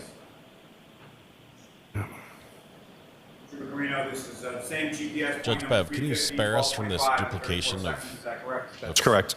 frivolity? Again, using, if you could, using that laser pointer, direct the jury's attention to what we're looking at in this. Yep. So 34 Fairview's here. So as I said, this point here is the last one where it sort of cuts out the little corner of the house, but everything's still showing directly. This is where it's believed to be. Ms. Gilman, if I could have the next slide. And what GPS point and what time are we looking at in this one, sir? This one's 35 seconds, 12:25, 35 seconds. Same thing, again. GPS point's still saying it's right there where his body was, but again, it dropped from 72 feet of Act Street down to 59 feet. So it's going to show the outside only of the house. So the signal strength is strengthening at that point, is that correct? That is correct. If I could have the next slide, Ms. Gilman. And again, sir, same GPS pointer number 346 and same time at 12:25:35, is that correct? That is correct. Ms. Gilman, if I could have the next slide. Trooper Garino, with regard to this slide, what GPS point is being depicted and what time frame are we looking at? This is GPS point number 345, and it's 12:25 and 36 seconds. Again, showing that the signal strength has, again, grown and gotten better. And as far as grown and gotten better, what accuracy or what degree of accuracy in feet are we looking at?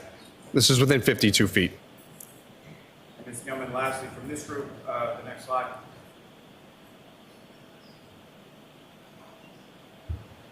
And again, sir, this is the same as the previous slide, GPS point number 345, 12:25 and 36 seconds. That's correct.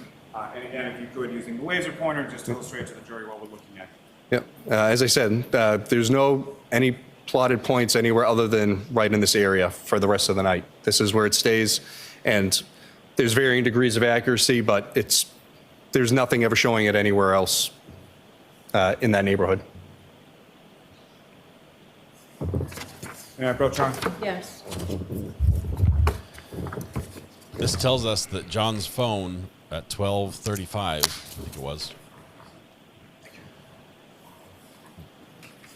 came to rest on that front lawn and stayed there until he was found.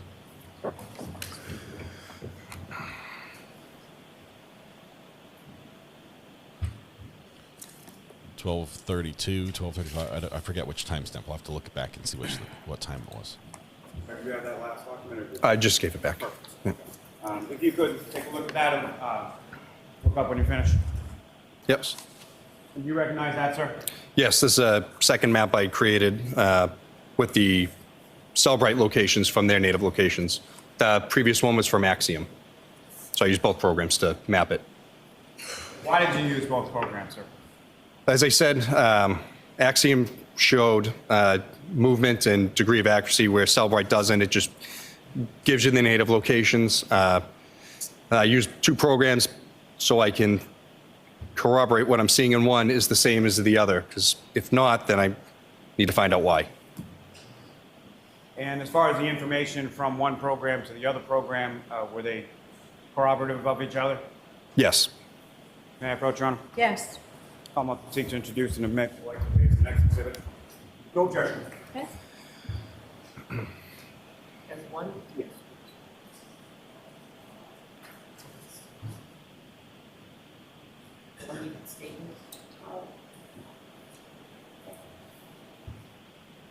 May I return to the witness room? Yes.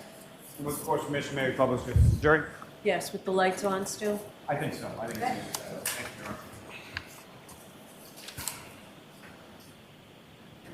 Trooper Garino, starting with the first page that you have before you, first of all, do you recognize what's up on the screen as the first page of that next exhibit?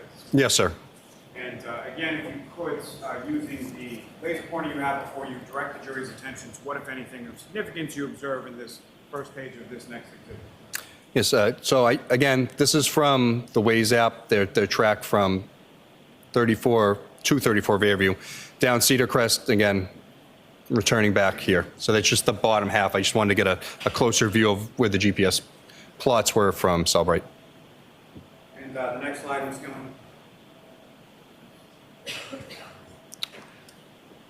And again, sir, if you could explain to the jury what we're looking at in this particular slide. So the purple dots are the GPS points and the route taken. As I said, goes up to, I believe that's 51 Cedar Crest, and then reverses back. And then this is the final point, it's right here. 34 Fairview is right here. There's a little yellow push pin on it. And again, sir, I'm sorry, just from the timing of the plotting of the points, the purple dots that you have there, if you could just, using the laser pointer, direct the jury's attention to the path that Mr. O'Keefe's phone takes in reference. If I could ask you first, if you could just illustrate to the jury this particular slide, where is 34 Fairview? Right here. And then if I could ask you with thank you, Ellie Veldman, pointer, 5 direct the jury's memberships. attention to the path of Mr. O'Keefe's phone in sequence, sort of how it travels and arrives at that location. Yep. As I shown, goes down Cedar Crest, misses Fairview, goes up to here by the house with the pool, turns around, goes back, takes a right onto Fairview, and then stops ultimately right in between 34 and 32 Fairview, where there's like a flagpole and a fire hydrant right there. Coming if I could have the next slide. And What if you Trevino, use direct tracks your for this? attention to this slide, what are we looking at? Again, I cross-referenced it with the points. This is Pine Cone Road, and then Maplecroft intersects here. And this is the ascending, descending stairs point in his phone. Doing a Google Earth elevation check. There's about a 20-degree dip, and then it goes up. And then as you go down Cedar Crest, the hill is about a 50-foot elevation change again. So it's pretty significant. And so I'm sorry, sir, as far as the elevation change that you're talking about, how is that measured and how and where is that in reference to what's depicted up here? So again, like I said, in this area here, there's about a 20-foot drop, and then as you go down Cedar Crest, that hill, it's about 50 feet. This spot here is the ascending, descending stairs. So as I said before, he doesn't have an iWatch on, so it's not collecting that great health data. It's still acting as a pedometer. So again, whatever movement he's doing is triggering something in the phone as he's ascending and descending these hills. Essentially, it could be tricking the phone into thinking it's stairs. Let's come in if I could have the next slide. Trooper Carino, what are we looking at in this one? This timestamp is 12:19, 32 seconds. That's when the phone initially starts creating the GPS points before Waze is activated with 34 Fairview searched. So this looks to be the time Waze is actually opened up. And so from the purple dots that are depicted on the screen, as far as where is Mr. O'Keefe's phone at 12:19 a.m. in reference to 34 Fairview Road? 12:19 is right here. 34 Fairview is down all the way here. Number, you can't really see, but it's right in the bottom corner. And the next slide.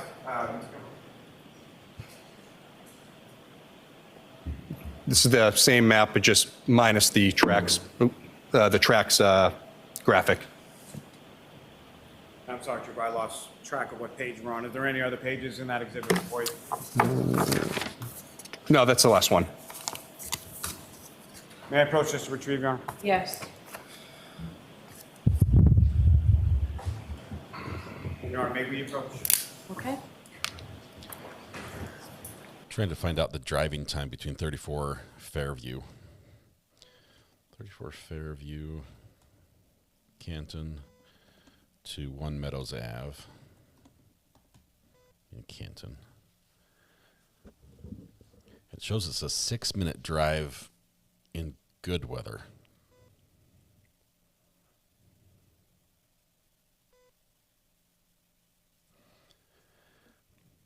For her to have her phone connect to that, assuming she didn't drive like a bat out of where in the snow, which I'm not sure if that's a safe assumption, it being Canton and all.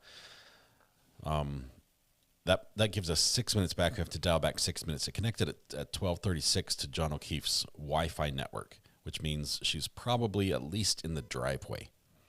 Okay, if he's got a strong router, probably at least in the driveway. 6 minutes out puts you at 12:30. Use Cedar Crest. Maps use Cedar Crest.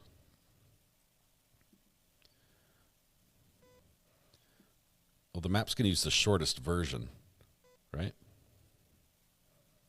Reno, we're going to take our morning break. You, of course, have to stick around, but you can file out when the jury does.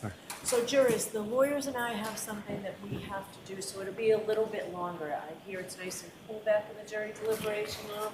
So we're going to take a half an hour, 45-minute break here. All right. It doesn't matter if she goes the high road or the low road. They're both 6 minutes and both 2.3 and 2.6 miles. So they're almost identical.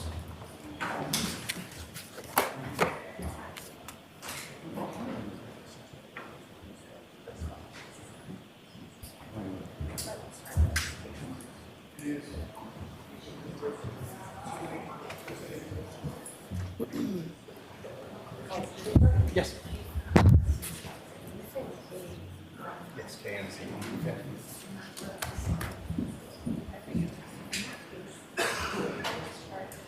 12:32.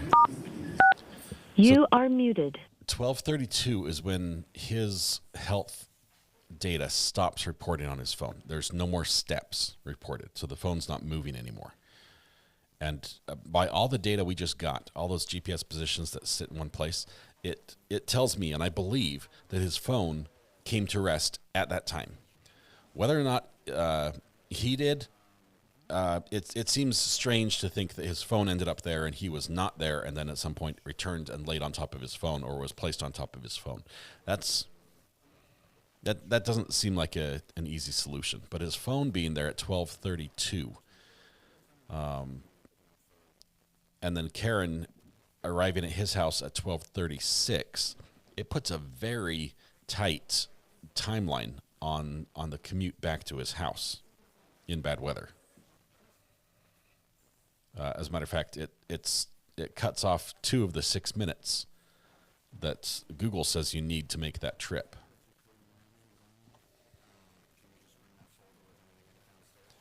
So 2.3 miles. Let me see what the speed limit is there. Girl with the Animals, welcome, 7 months. Glad you got a gifted membership. So happy to be here. Hands down my favorite place to be. Thank you very much. Going to do a little calculations. Not physics, but so we've got 2.3 miles, and she would have had to make the trip then in 4 minutes. So miles an hour. Got to convert.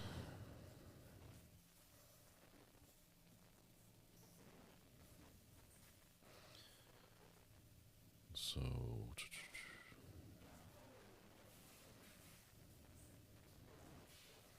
help me with the math problem here. How are we going to calculate this out? Big diesel outside my house. You've got 4 minutes to get 2.3 miles or 2.6. I got to divide by 0 error.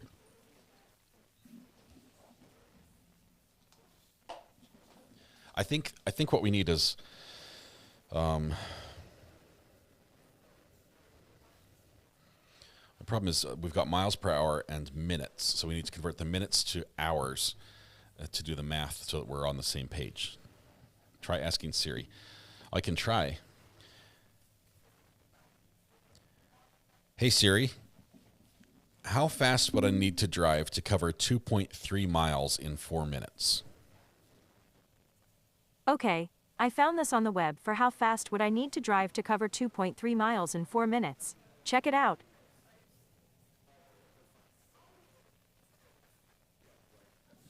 You just gave me a bunch of. Okay. Or distance, we're going to cover 2.3 miles. And we're just going to say 4 minutes. And I realize the seconds thing could make a big difference on here, but I don't know how else to track this.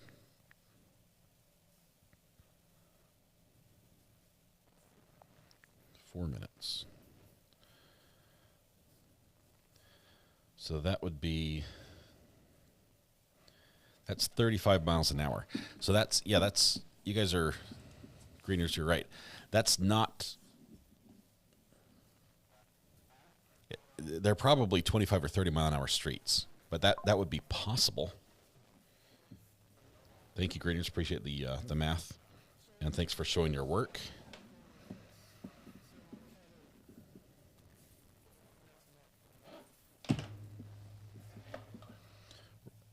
If we're just going to do this, I'm going to skip ahead because we can.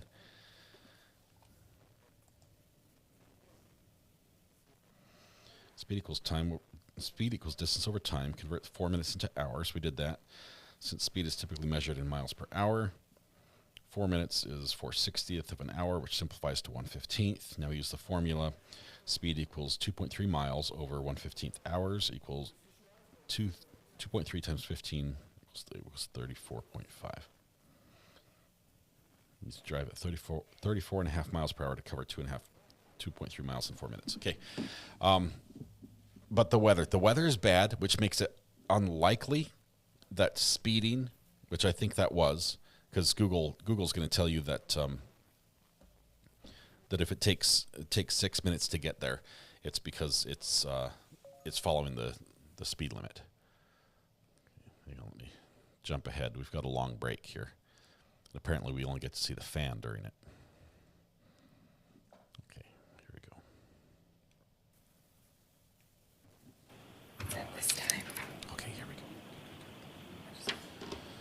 go. Where are we? Here we are. Court is back in session. You may be seated. All right, so Ms. Giannetti, did that give you enough time? Oh, I had enough time. Yes. Okay. All right, so Ms. McLaughlin, why don't I hear you just briefly? If you could frame this, or Mr. Lally, whoever wants to. Ms. McLaughlin, are you going to do it?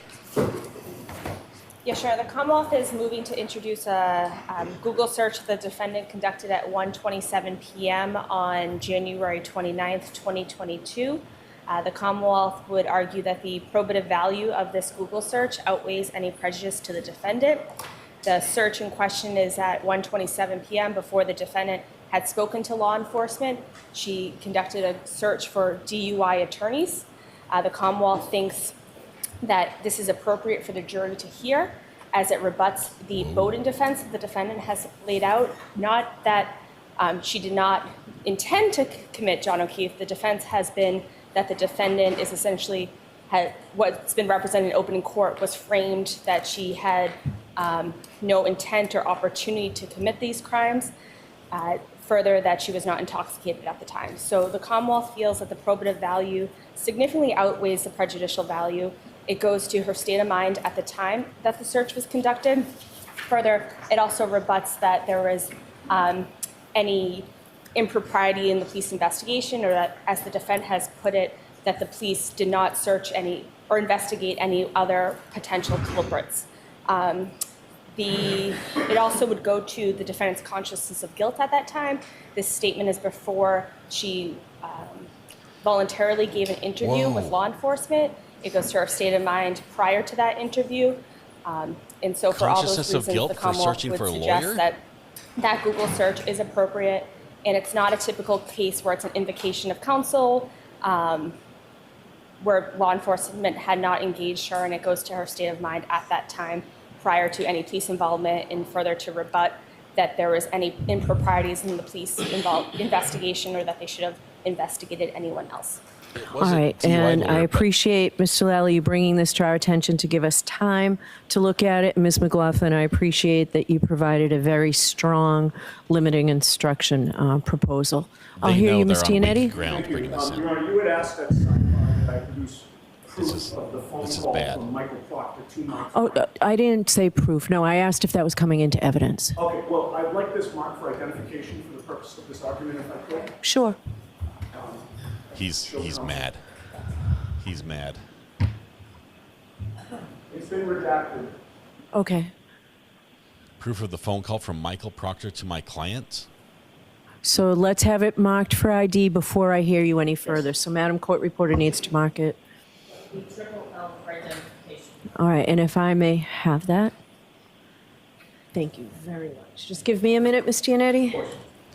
Okay, so first of all, I don't believe the prosecution should be able to do this, to bring in the fact that you called for a lawyer as proof of guilt. All right, so this is just that a call occurred, right?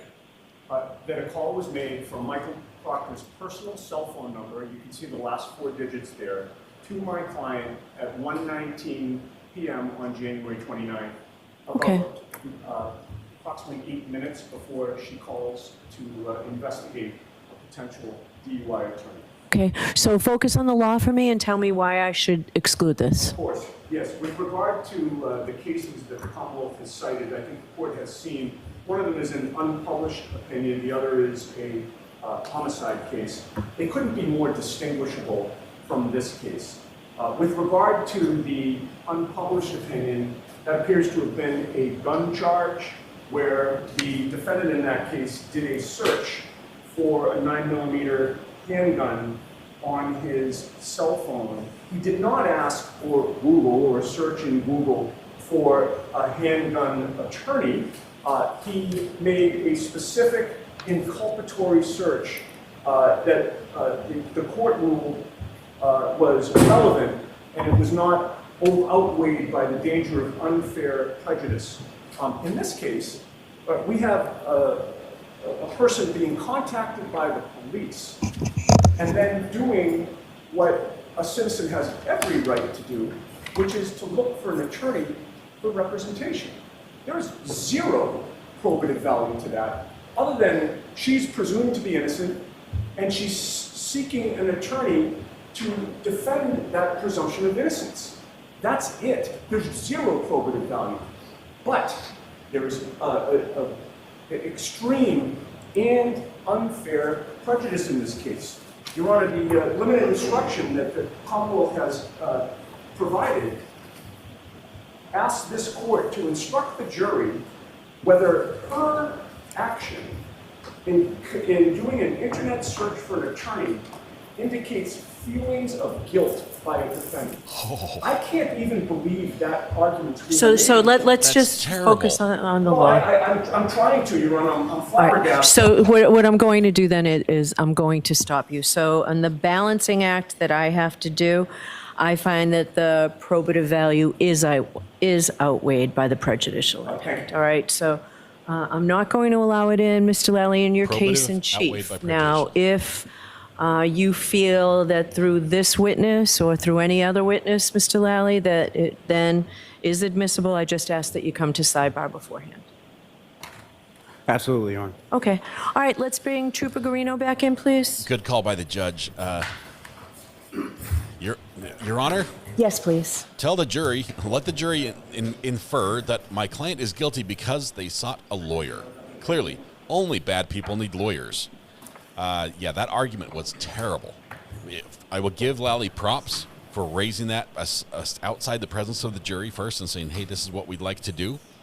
But then everything else from his decision to do that onward was terrible. Trooper, if you have a bad back and you need to stand, just stand at any time. Thank you, Your Honor. Okay. It has... Oh, no. No bueno.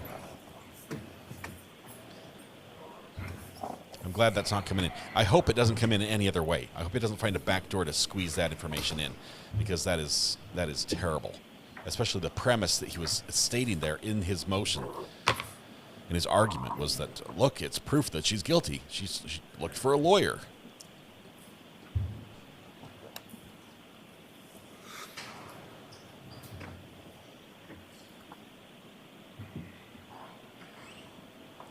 Special cases, correct me if I'm wrong, but if she believes she hit him, wouldn't she be Googling more than a DUI attorney? We need like a full-on criminal defense specialist.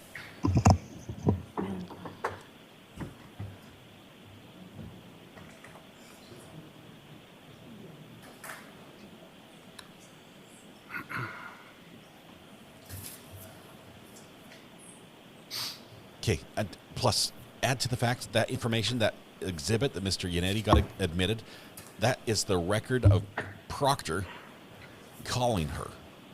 There was a phone call. The police called. The police got a hold of you and said, "Hey, we're on to you," whatever. And she's like, "I need a lawyer." That's all that happened.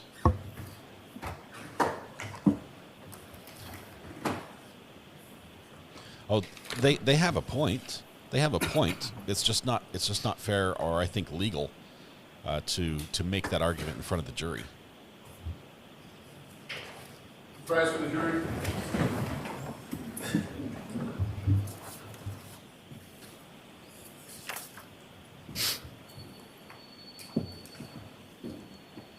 Greeners.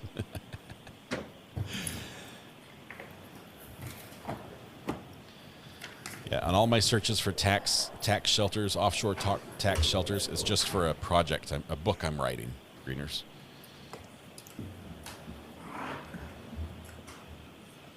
I think at one point I opened a offshore bank account on the Isle of Wight, and it required you to put money in to open it, and I have never even Mr. Lally? gotten a statement. Since Thank you, Your then. Honor. No further I think questions I for was this witness, scammed. Your Honor. All right, Mr. Yannetti? Thank you, Your Honor. I thought it was through Barclays Bank, though, which is like a legitimate organization. Mr. Lally, you left your material here. Let's see, notes to self. Speak up, look up, talk loud, face judge. Yeah, they're Lally's all right. Reno, you've testified that you disagree in many respects with the findings of the defense expert, Rick Green, which he outlined in his affidavit submitted in connection with this case, correct? Yes, that's correct. I'd like to ask you some questions about your training and education and your qualifications in the area of computer forensics. You graduated from Westfield State University in 2003. Yes, that's correct. You majored in criminal justice and mass communications, correct? Yes, I double majored. Right. You chose not to major in computer science, correct? Yes, that's correct. 2 years after graduating, you became a patrolman in Norwood, correct? Yes, that's right. The town of Norwood is right next to Canton, is it not? Yes, it is. You stayed as a patrolman in Norwood for 10 years with the Norwood Police Department, correct? Minus a stint in the National Guard, but yes. You then became a Massachusetts state trooper in 2015, Yes, I did. and you spent 4 years in the patrol division of the Mass State Police, Pointing out he never correct? got promoted. Yes, I did. And that was until 2019? Correct. And 2019 was the first time that you took a forensic computer course. Would you agree with that? No, that's not true. Would you agree with me that since then, your training has mainly consisted of online courses and webinars? That is also not true. Okay, well, you list, with regard to your training, some in-person trainings, sir, but you list 1, 2, 3, 4, 5, 6, 7, 8, 9, 10, 11, 12, 13, 14, 15, 16, 17, 18, 19, actually, over 20 online courses, do you not? Yes, that was during COVID. Yeah. Well, 2019 was not during COVID, was it? 2020 was All right. when I took most of them. I got you, but you say 2019 to 2020 in terms of your online courses and webinars, correct? There's quite a few, yes. All right. And with regard to some of the courses that you were taking during that time period, would you agree with me that one of them was Introduction to Computer Networks? So that course was through the NW3C. I didn't ask you where it was from. I asked you whether one of the courses that you took was called Introduction to Computer Networks. That's correct. And another course that Computers you for took was Dummies? Introduction to Cell Phone Investigations, correct? Yes. Introduction to Previewing, correct? Yes. You hold no degrees in the field of computer forensics, do you? I hold certifications. You hold no degrees in the field of computer forensics or computer science, correct? Like college degree? Correct. Yeah, correct. You have no publications in the field of computer forensics, do you? No, not yet. Not yet, but I'm hoping. And you've never taught a course in computer forensics, have you? No. All right. Well, as a Norwood police officer for 10 years and a Massachusetts state trooper for 9 years, you would agree that you've written a lot of police reports over the years, have you not? Yeah, you could say that. Prior to becoming a Norwood police officer back in 2005, you attended a police academy, right? Yes, I did. And at the academy, one area of focus was the proper way to write a police report, was it not? Amongst others. You were taught that it's important to write police reports close in time to the events in question while they're still freshest in your memory, correct? That's not necessarily the case. Okay, so is it your testimony before this jury that it's preferable to wait months before you submit a police report on something that happened months ago, sir? Well, it depends on the data that I'm using. If I can't get into a phone, then yeah, I have to wait months. Okay. But once the information is received that you need to write a police report, would you agree with me that it's important to record it in a report as soon as you can? No, I stand by my previous statement that as soon as the data is available that I can do it, I will. And if, things come up, then, I do it when it's able. So I think you just answered my question. You said as soon as the data is available and you've completed your investigation. I never said I completed. I said if the data is available. Well, then let's say you've completed your investigation, sir. Are you going to argue with me that it's preferable not to wait to record that data in a report? Objection. Ask it differently, Mr. Yannetti. Double negative. You were also taught that it's important to include all the important details in your police report, correct? Again, it depends on the report I'm writing. Okay, so in other words, there are times when you're writing a police report when you intentionally leave out important details, Trooper. Is that your testimony before this jury? Objection. I'll allow that question. Is that what you do, Trooper? No, ma'am, Your Honor. So you would agree with me, going back to my question, that it is important to include all the important details in your report, is it not? Again, it depends on the report that I'm writing. There's some data that goes in, there's some that doesn't. I can't have everything in. Again, for phone, I'm speaking to technically phone reports or cell phones, computers. I can't include everything. That's why we have the program that if I need to add something via Celebrate or Axiom, I can create a report through that. If I did a handwritten report for everything, they'd be thousands of pages for the amount of data in these devices.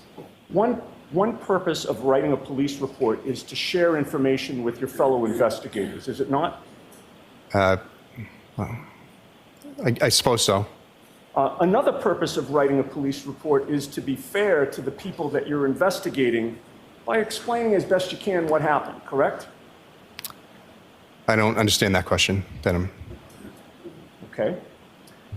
The fact is you did write some early police reports in this case dated February 4th, 2022, just 6 days after John O'Keefe was found mortally wounded on Brian Albert's front lawn, correct? That is correct. When you wrote those police reports, you knew this was a homicide investigation, correct? I was told that it was believed to be yes. So that underscored the importance of being accurate and truthful, correct? Especially in a homicide investigation? I write my reports, no matter what the investigation is, the same exact way. And the purpose of one of your February 4th, 2022 reports was to explain how you came into possession of John O'Keefe's cell phone and to note the extraction that you did on the phone. Do you recall that report? Yes, I do. And before writing that particular report, you spoke with Trooper Michael Proctor, did you not? I received the phone from him, but I'm sorry? I received the phone from him originally, yes. Okay. And when you received the phone, the two of you did not remain mute, right? The two of you chatted? I don't remember the exact conversation. But there was a conversation, correct? I'm sure there was. And you recorded what Michael Proctor told you about that cell phone in your February 4th, 2022 report, did you not? No, I didn't. Michael Proctor told you that on Saturday, January 29th of 2022, he and Sergeant Buchanan had responded to 34 Fairview Road in Canton. Did he not? Objection. I'll allow that. No, he didn't. Well, you wrote in your very first sentence in that report the following, quote, on Saturday, January 29th, 2022, Trooper Michael Proctor and Sergeant Yuri Buchanan of the Norfolk County District Attorney's Office responded to the unattended death of John O'Keefe at 34 Fairview Road in Canton. Those were your words, were they not? All right, so the objection is sustained. You can ask it differently. Did Michael Proctor tell you that he had received or retrieved John O'Keefe's cell phone from 34 Fairview Road in Canton? Objection. I'm going to allow that. No, I didn't know where it was retrieved from. You didn't know where it was retrieved from? Correct. All right.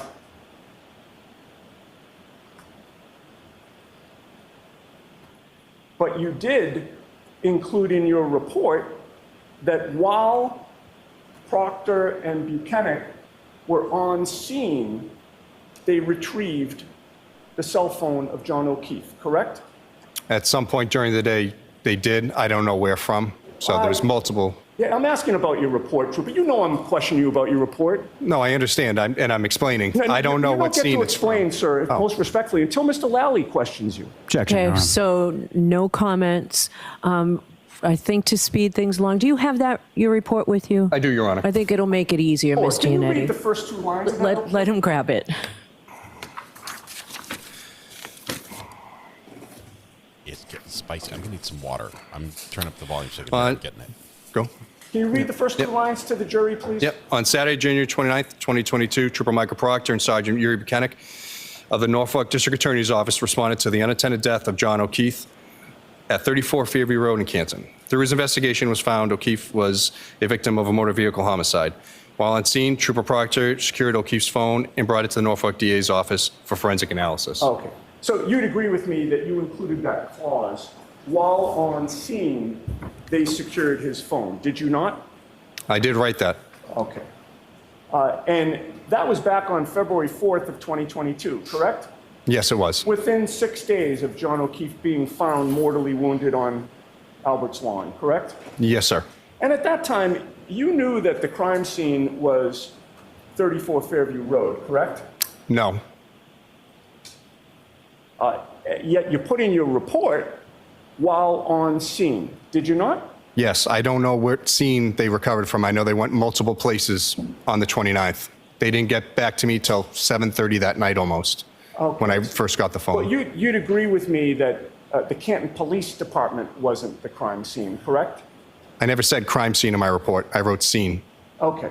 Well, Canton Police Department was not the scene of any crime, was it? I don't know. I don't believe so. Yeah. You don't know We don't know if either. the Canton Police Department was the scene of a crime. I don't think it was. You don't think it was? Okay. That is Now- hilarious. Oh my goodness. In that report, you were Particularly trying Sally Port? to establish the chain of custody of that phone, right? Because you described where it was found, where it was taken, and who had possession of it, correct? I never said where it was taken. I said the phone was recovered on scene by Trooper Proctor. Again, I don't know where it was recovered from. I did find out later it was at Canton PD. Well, hold on a second. Again, we're focusing on your report.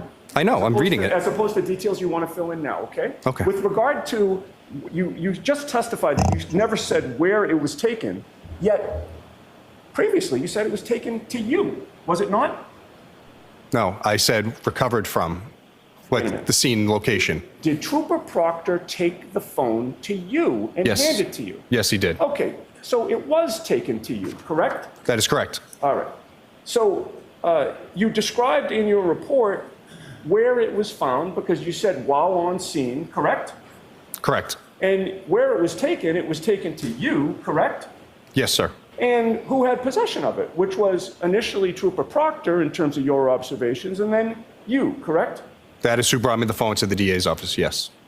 And you would agree with me that chain of custody of a piece of evidence is an important detail in any criminal investigation, isn't it? Yes.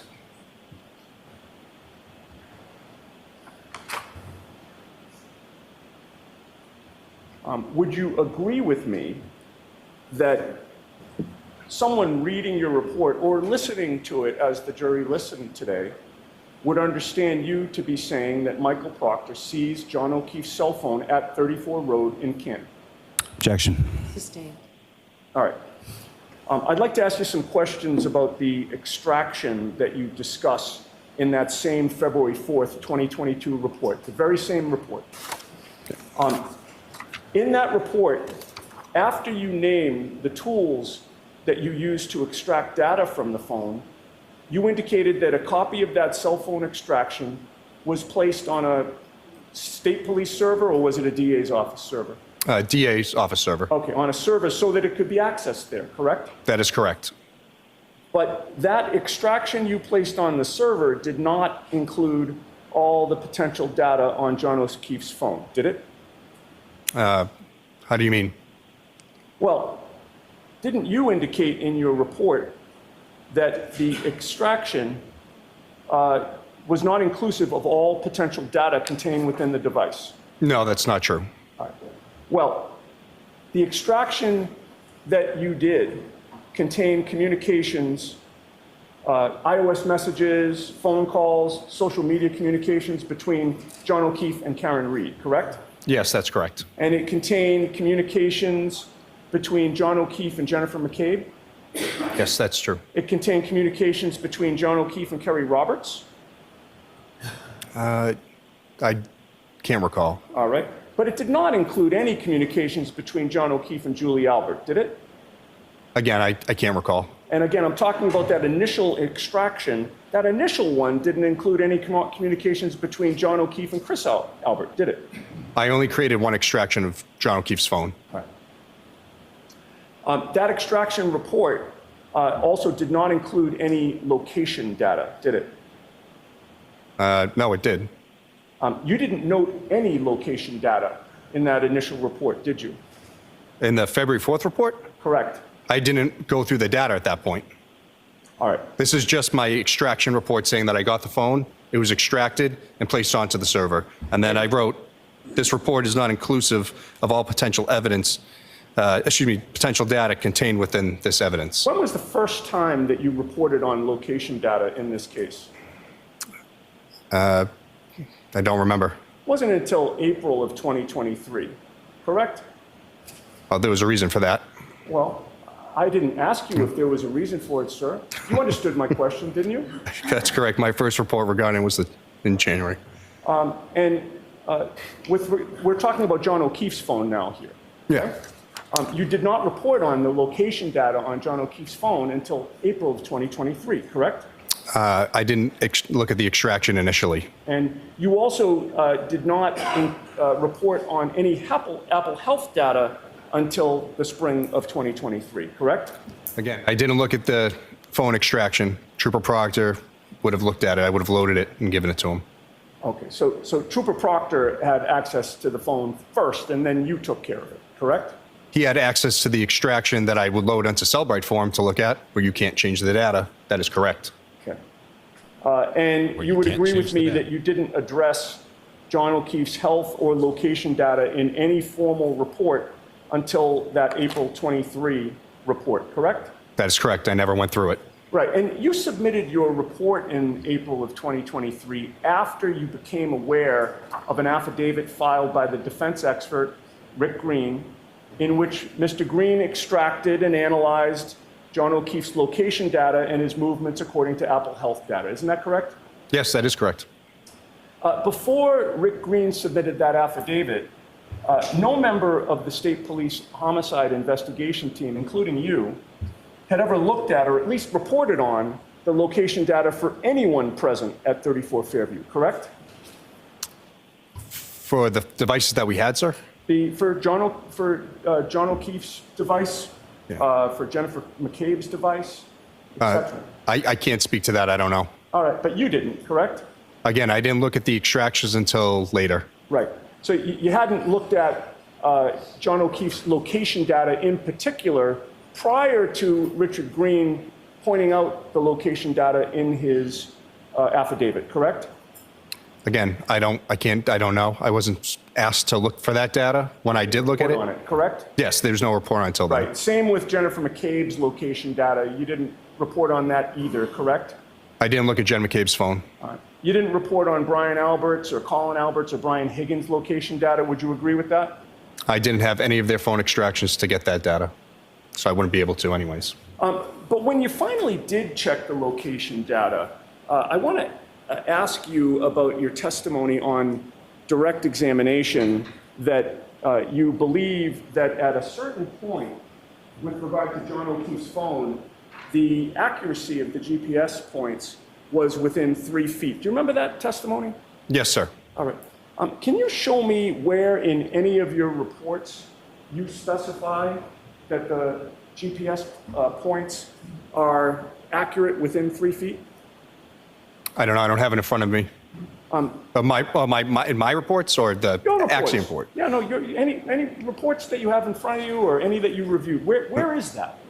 What do you, that I wrote? Is it in writing anywhere, sir? Yes, I wrote in my report that we believe we were within 3 feet of the latitude and longitude points that were mapped in Sartopo when we went to scene. That? That is the second report that I did, sir. The May of 2023 report? May 9th, 2023. All right. Now, let me just have a moment. Yep.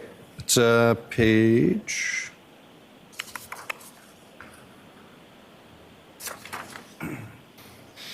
It would be page 4 or 5. It should be in the top there. Paragraph 9. You can read it if you'd like. Hang on. I think Yannetti wasn't thinking it was there. Would you agree with me in paragraph 9, there is nothing that mentions that the accuracy is within 3 feet? From the program? No, I'm asking you about a report that you authored, that you just mentioned to this jury. It's in paragraph 12, I'm sorry. It says, Trooper Proctor and I began to measure... I'm sorry. Oh, sorry.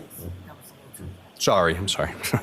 I wrote, Trooper Proctor and I began measuring the approximate location. I'm not asking you to read it. Oh, okay. You're mentioning paragraph 12, and yes, sir. You're talking about one particular spot in that, correct? Yes, that is the spot that we pointed on our Now, with location. regard to John O'Keefe's phone, would you agree with me that it's important to properly handle and secure a cell phone that is seized in connection with a homicide investigation? Yes. Was it important in this investigation to properly handle and secure John O'Keefe's cell phone since he was the homicide victim?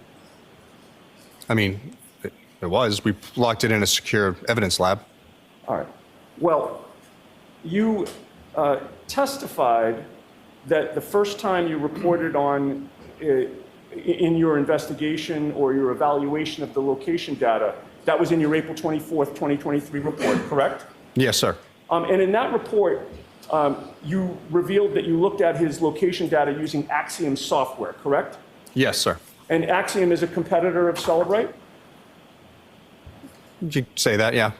And Axiom is relied on by law enforcement across the country?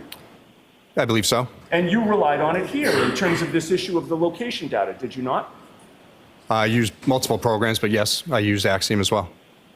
And regarding the location data that you examined with regard to John O'Keefe's phone, you noticed, or you noted, I should say, that after a period of no speed having been registered for a period of time, John O'Keefe's cell phone started registering movement at 6:04 or 6:15 a.m.? 6:15 a.m. 6:15 a.m., and that's actually 6:15 and 36 seconds, correct? I don't have it in front of me, but I believe that's correct. Sounds right? Yeah. And at that point, his phone registered a speed of 0.0484 meters per second? Just want to confirm. Sure. Is that the second report or the first report? I'm sorry. There it is, yep. 0.0484. 0.0484 meters per second? Yes. And that's at 6:15 and 36 seconds? Yes, it is. All right. So now, as you were examining that data, sir, you certainly knew from this investigation by that point that when the phone was moving according to that data at 6:15 and 36 seconds on January 29th of 2022, John O'Keefe had already been found mortally wounded and incapacitated, correct? From the voicemail message, that's how I was able to. I don't know the exact time frames that he was found and transported, but I know 6:08 from Ms. Reed's voicemail that the 911 call is made, and Okay, they're on scene. I think we're talking over each other here because what I'm asking is, you knew that by 6:15 and 30 seconds in the morning on January 29th, John O'Keefe had already been incapacitated and mortally wounded? That was my question. Oh, yes, sorry. Okay. I misunderstood. So you knew from your investigation that meant it could not have been John O'Keefe moving with his phone at 6:15 and 36 seconds, correct? That is correct. It had to be somebody else, correct? Yes. Would you agree with me that once investigators took possession of John O'Keefe's phone, any movement of his phone after that would not help in your homicide investigation, would it? I don't understand. So in other words, John O'Keefe's been incapacitated. Yes. Somebody from law enforcement seizes his phone. Would it help your investigation or the investigation of the Norfolk Detectives Unit to track and record location data on that phone after 6:15 a.m.? Well, it's there. I did look at it. It goes to Canton PD and then later comes to the office. I didn't ask if it's there. I know it's there. I'm asking you, does that help you in your investigation of a potential, or of a homicide, to track the phone and have that location data recorded on the phone after John O'Keefe could not have been the one moving with it? No, not necessarily. In fact, if the phone is manipulated in some way after investigators take possession of it, that could potentially harm an investigation, couldn't it? Objection. Sustained. Well, to preserve the integrity of the data on the phone as it existed before the police took custody of the phone, there is a way to stop the phone from recording location data, again, after the police take custody of the phone, isn't there? Yes, if you can, place it into airplane mode. Yes, yeah, you mentioned on direct examination that it could be accomplished by putting the phone into airplane mode, correct? That is correct, sir. But when that phone was seized, no investigator put the plane into airplane mode that early morning because you know that location data was found on that phone, correct? I don't know when it was placed in airplane mode. But you know it wasn't by 6:15 a.m., correct? That is correct. All right. And there's also another way to prevent any signal from entering or exiting the phone. You'd agree with that? Yes, there is. During your direct examination, you mentioned the concept of a Faraday bag. That is correct, sir. A Faraday bag has special fabric that blocks electromagnetic signals entirely, does it not? Yes, sir. So putting the phone into a Faraday bag would be another way to stop the phone from recording location data while the phone's in police custody, correct? Yes, sir. And you'd agree with me that during that early morning hours, as of 6:15 a.m. and thereafter, no investigator in this case put that phone into a Faraday bag on January 29th, correct? Not to my knowledge. In fact, after John O'Keefe's cell phone started registering movement at 6:15 and 36 seconds in the morning on January 29th, it continued to record location data the rest of the morning until 11:56 and 1 second a.m. on January 29th, correct? I don't know the exact end time, but I know it does have GPS data points throughout the day.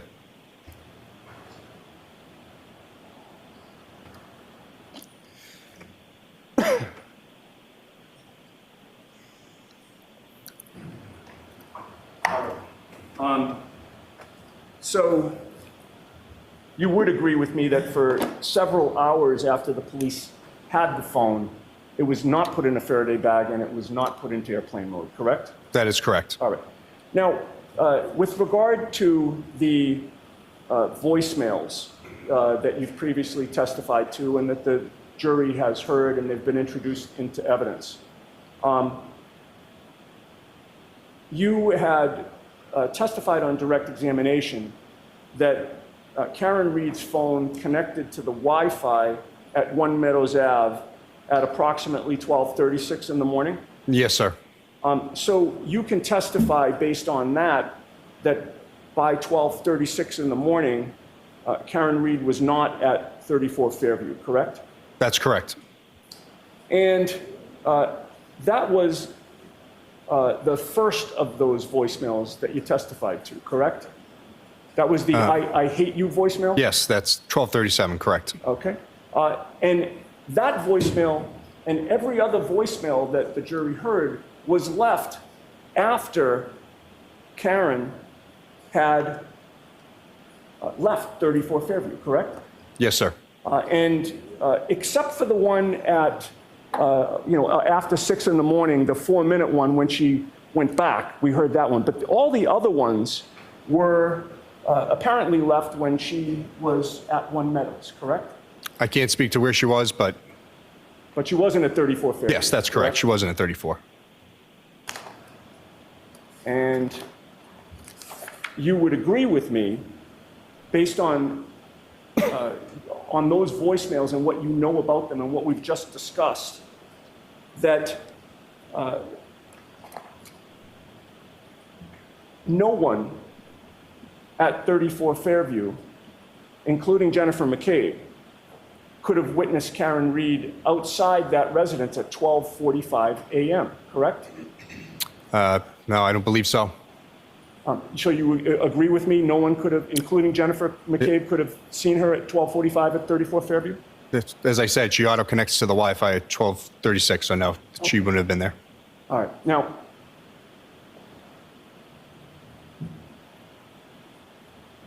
we've talked about the findings of, or the fact that you reviewed the findings of Rick Green by reading the affidavit that he submitted, correct? Yes, sir. And you learned in that affidavit that Rick Green was able to track not only when John O'Keefe arrived at 34 Fairview, but also the route that he and Ms. Reed took to get there on January 29th, correct? I don't recall his report fully, but... You learned that he was able to accomplish that by examining the data from the app Waze that you spoke of, correct? Yes, I did find that myself. All right. And Waze is spelled W-A-Z-E, correct? Yes. All right. And you've previously testified it's a commonly used app for driving directions and navigation? Yes, sir. And regarding your analysis of the phone, you learned that there was Apple Health data from John O'Keefe's phone on January 29th of 2022, correct? That is correct. And Apple Health data can reveal a number of steps that a person has taken during a given time period, as well as whether that person is going up or downstairs, correct? Yes. And on John O'Keefe's phone, you learned that there was Apple Health data that tracked his steps from the time he's seen on surveillance video leaving the Waterfall Bar and Grill and moving forward after that, correct? I don't know anything about the Waterfall Bar video. I just have the timestamp from the phone showing it at around 12:12 at the waterfall. All right, and it actually was between 12:11 and 9 seconds, and then the ending period of that first time period was 12:21 and 5 seconds? And then you... Oh, yes, from the health. Thank you. Yes, yeah. Okay, from the Apple Health. And the data showed that he took a total of 170 steps between that time period, correct? That's what the phone registered, yes. All right. And regarding those 170 steps, isn't it true that this data from Apple Health signifies that 170 steps took place at some point during that 10-minute approximate time period? No. So is it your understanding that those 170 steps all took place at 12:11? No. Again, like I said, the phone is a high-tech pedometer. It doesn't mean that steps were taken. It means the phone was manipulated in a way that it believed it was moving and taking steps. Oh, I see your objection. Yeah. Okay, so sorry. Yeah, let's assume there were steps for the purpose of this discussion here. Yeah. Okay, and they could have been steps, correct? They could have been, yes, Okay, but all right. So let's no way to prove. Let's assume that for now. Okay. Assuming there were 170 steps taken, that could have meant that John O'Keefe took 170 steps beginning at 12:11 within that time period, correct?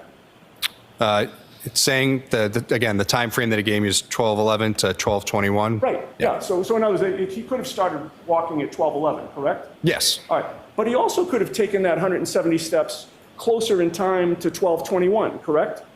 Well, at that point, he's in the car. I'm not asking about where he was. Could not have been, no. I'm just asking about with what the data shows. And I would say no. If it shows 170 steps between 12:11 and 12:21, then strictly based on the data, you don't know where those 170 steps took place within that 10 minutes, correct? To a degree, yes. Okay. And it's possible it could have been toward the beginning, toward the end, or maybe fairly evenly spaced, right? You just know that there were 170 steps that were taken in that 10-minute time frame, correct? Again, that's assuming that they are steps. Right. And again, I'm asking you from the data itself. Again, the phone says it's steps, doesn't mean they are. All right, well. The Apple Health data also showed a total of 80 steps between 12:21 and 12:24. Correct. As part of your investigation of this case, were you aware that there was a 12:23 text message from Ryan Nagel to Julie Nagel in which Ryan texted his sister Julie he had arrived at 34 Fairview? Objection. Sustained. You can ask it differently. In any case, you would agree with me that 12:23 is between 12:21 and 12:24, correct? That is correct. And that is the 12:21 to 12:24 time frame where the Apple Health data showed that the user of John O'Keefe's phone took 80 steps, correct? Yes. All right. Now, John O'Keefe's Apple Health data also showed that he climbed up or down 3 flights of stairs between 12:21 and 12:24, correct? Yes. And that's the same period in which the data reflects 80 steps, correct? It's off by about 12 seconds. It's 12:22:22. That's right, 12:24 and 22 seconds was the ending for the stamps, but 12:24 and 37 seconds. Okay, but approximately. Yeah. Approximately, yes. All right. And regarding going up and down those 3 floors, Apple does not provide data precise enough to determine when within that range the 3 floors were transversed, correct? No. There was a second point at 12:22 and 14 seconds that had specifically on stairs. Okay. And you would agree with me that, and again, assuming that they were stairs as Apple Health data reflects, those stairs could have been ascended or descended toward the beginning, toward the end, or throughout that 3-minute time period, correct? In this case, no, because there's a set point that's in the Cellbrite report that shows it's 12:22 and 14 seconds. All right. Finally, his Apple Health data also showed a total of 36 steps between 12:31:56 and 12:32:16, correct? Yes, that is correct. All right. So I would like to direct your attention to your May 9th, 2023 report, which was the second report that you wrote that we've already referenced. Yes, sir. Specifically paragraph 15. Okay. You wrote that O'Keefe's health data in Cellbrite shows him ascending, descending 3 flights of stairs at 12:22 and 14 seconds. Did I read that accurately? Yes, sir. And the native locations in Cellbrite and the cached locations in Axiom both show O'Keefe's phone location by the intersection of Oakdale Road and Pinecone Road, which is in front of 36 Oakdale, and which is approximately a little over a half mile from 34 Fairview. Did I read that essentially correct? Yes, sir. All right. Do you stand by the statement that he ascended and descended 3 flights of stairs precisely at 12:22 and 14 seconds? I'm going by what Cellbrite has given me from that time point, and that's what I used. Isn't it true that what the Apple Health data actually state is that John O'Keefe's phone went up and down 3 flights of stairs sometime within the time period that began at 12:22:14 and ended at 12:24:37? I can't speak to it. I don't know. This is what, again, I'm looking at the report. This is what the information that is parsed out of the phone is giving me. Right. I'm just asking about the data itself. It gives you that time period and tells you 3 flights of stairs, correct? Yes, that is correct. All right. Assuming that those 3 flights of stairs were ascended or descended closer in time to 12:22:14, which was within that time period, that would still give him time to arrive at 34 Fairview within a couple minutes later, would it not?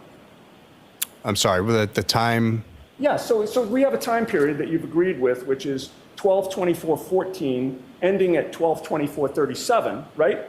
A little over a couple of minutes, like 2 minutes and 23 seconds? Yeah, about that. All right. So the 3 flights of stairs, again, just according to the data, could have been ascended or descended at the start of that time period, correct? No. I'm confused what you're trying to say. So you're saying that he's at the house already at I'm not asking 12:22? about the house. I'm asking about the data. No, I know, but I'm asking about when you're saying he arrives in that data range. No, I'm confused. I'm strictly asking you just to look at the data. Yeah. And you agree with me, whenever there's a time period and Apple Health returns either steps or stairs, you can't pinpoint just from the data when they occurred within that time period, correct? Objection. Your Honor, may be helpful if counsel could refer to which data he's talking about and not just keep saying. All I'm hearing is data. I thought that was Do you know clear. which data Ms. Giannetti's referring to specifically? I'm slightly confused. I know you said that time frame that I wrote in my report for that 12:21 to 12:24. And then, as I stated before, Celebrate shows a specific time point of 12:22 and 14 seconds when the stairs are ascended, descended. So that's why I'm confused. Right, but we're going to get to that, but Okay. I'm not asking you about that. I'm asking you about the fact that there's a time period and you can't place where within that time period, just based on that data itself. Yeah, that's what's recorded and shown to me. So that's what it's shown. I can't say otherwise. Your conclusion was that John O'Keefe could not have been at 34 Fairview Road at 12:22 and 14 seconds because Waze put him on Oakdale Road about a half mile away, correct? 12, yes, correct. All right. And that caused you to disregard the Apple Health data or to attribute it not to steps or to stairs because he was a half mile away between that 12:22 and 12:24 time period, correct? Yes, I attribute it to movement. All right. So I want you to assume for a moment, Trooper, that John O'Keefe's phone location actually showed him on Oakdale Road 3 minutes earlier at 12:19 a.m. Okay? If you have that in mind? You okay? All right. With that assumption, would you agree with me that the Apple Health data about him taking 80 steps and climbing up or down 3 floors at 34 Fairview Road would make more sense? Objection. Sustained. May we approach, Your Honor? Sure. Okay, so it's a bit of a stretch. We have to disregard some data and accept others, but that's something the state's been asking us to do pretty much throughout this entire trial. I'm not sure if Mr. Ianetti's going to get this through because it's a little convoluted. He's basically saying the Apple Health data shows going up and down stairs, but we think that one of the reports was wrong, and instead of being half a mile away, he was actually at 34 Fairview. That would account for going in the house, going up and down, and all that, upstairs, downstairs, in the basement, something like that, or back and forth.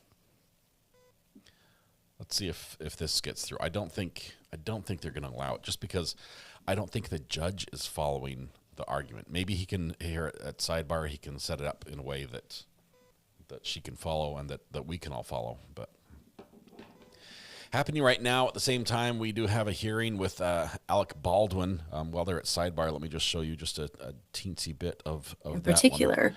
is That's because right here. time is a finite resource.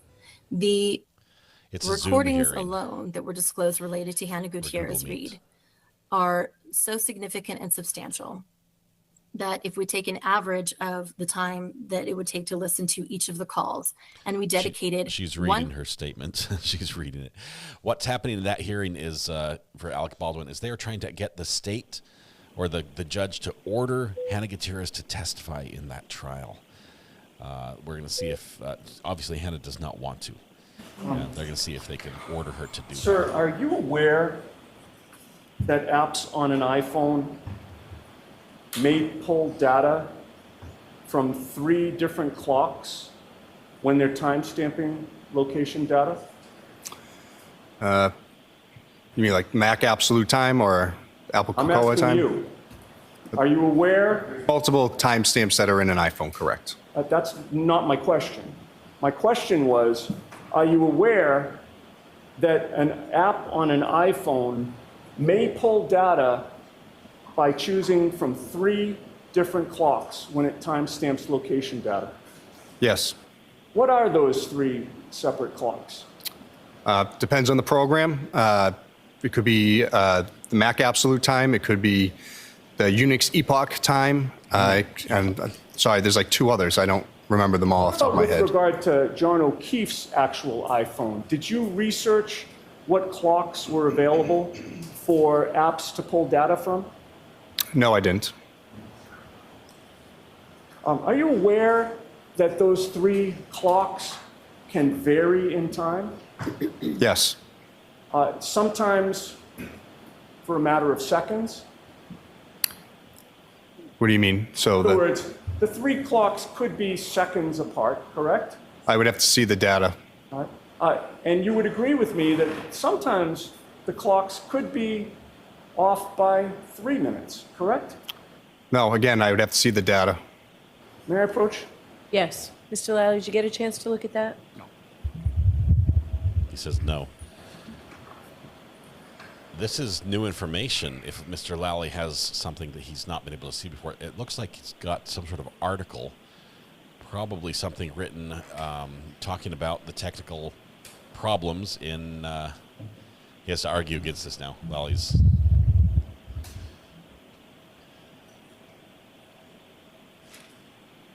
Okay, Trooper, I'm going to place this before you and ask you to review it, directing your attention specifically to what is marked Lally doesn't like it. 3434. Okay. Interesting that that's just shown to him. We don't know what it is. I don't think it's been marked for identification yet. Okay. Do you see the process 3434 highlighted in blue on what I've placed before you? Yes, sir. And with regard to the right side of that exhibit, do you also see process 3434 with more information on the right side? Yes. And do you see the 3 different clocks that are listed on that printout? I do. What are those 3 different clocks? Sorry, it's a bit blurry. Monotonic date time, baseband date time, and then display date time. And looking at that, and by the way, do you recognize that as being information that was available from John O'Keefe's phone from the extraction? Yes. I would offer that as an exhibit, Your Honor. Now it's going to be marked. Any objection, Mr. Lally? No, Your Honor.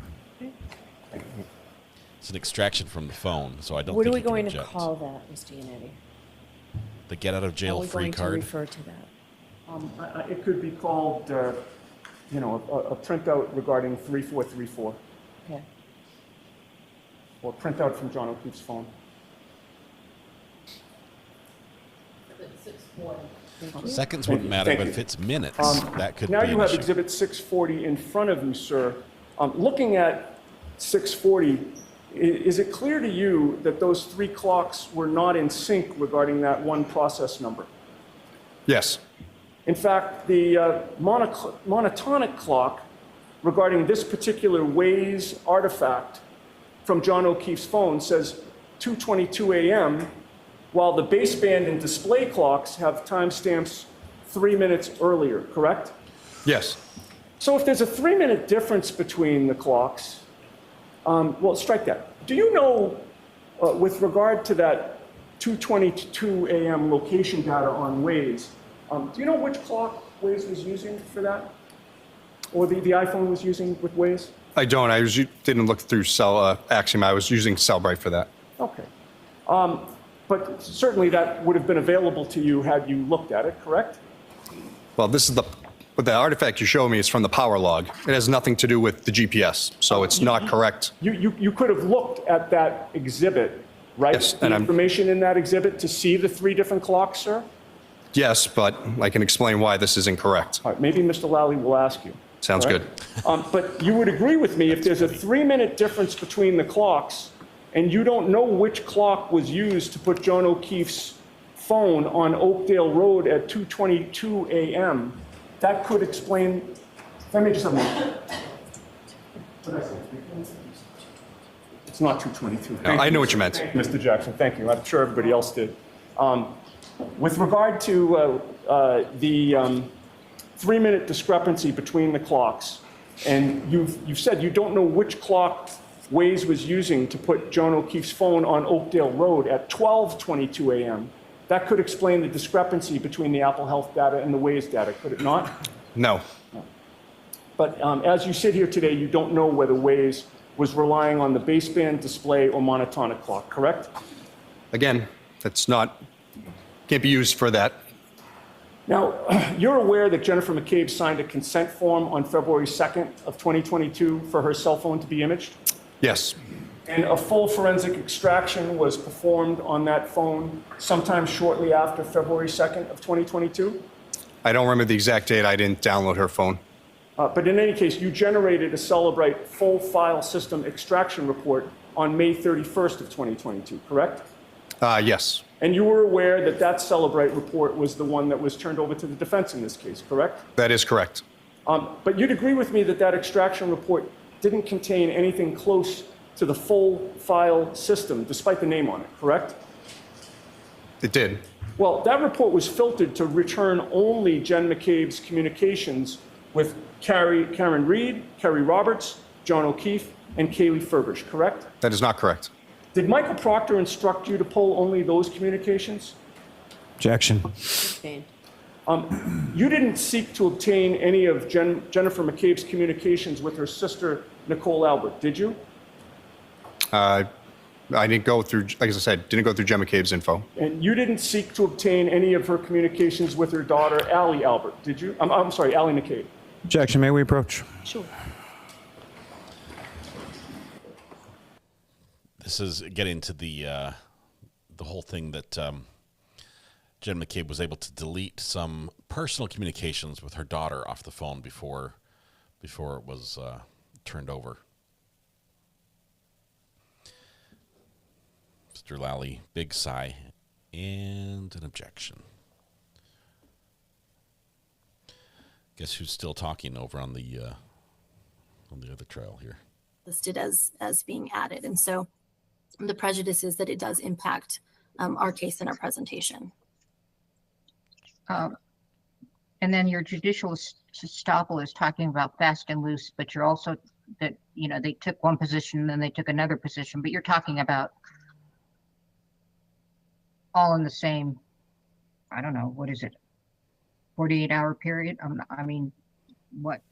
Yeah, they're still fighting it out. We'll let you know what the outcome is on that one, as we see if Hannah Gutierrez ends up being a witness in that trial, which would be interesting, to say the least.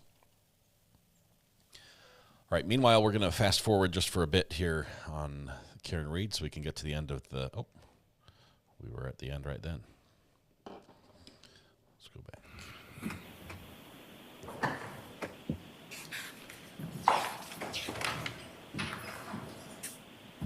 See if it was sustained, or if he moves on, or if he moves on, it was sustained.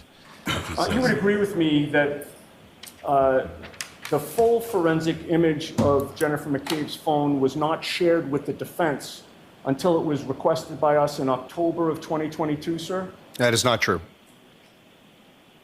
When you wrote your report on April 24th of 2023, in response to an affidavit provided by Rick Green, the defense forensic computer expert, it was in that report that you finally disclosed for the first time the existence of 3 Google searches by Jennifer McCabe, correct? Objection. All right, so ask that differently. Prior to April 24th of 2023, you had not reported in any formal manner with anything that was shared with the defense about the existence of 3 Google searches by Jennifer McCabe, correct? I never looked at Jennifer McCabe's phone. And so was there anybody else from your unit or anybody else that you worked on that provided that material to us? Not that I know of. All right. Page 2, if I may just have a moment.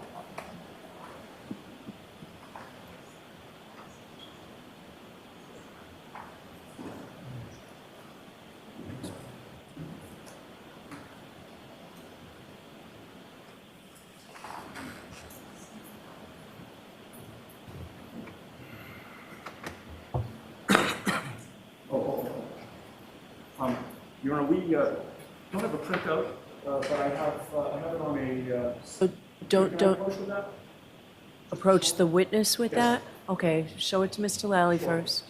Now the laptop becomes evidence.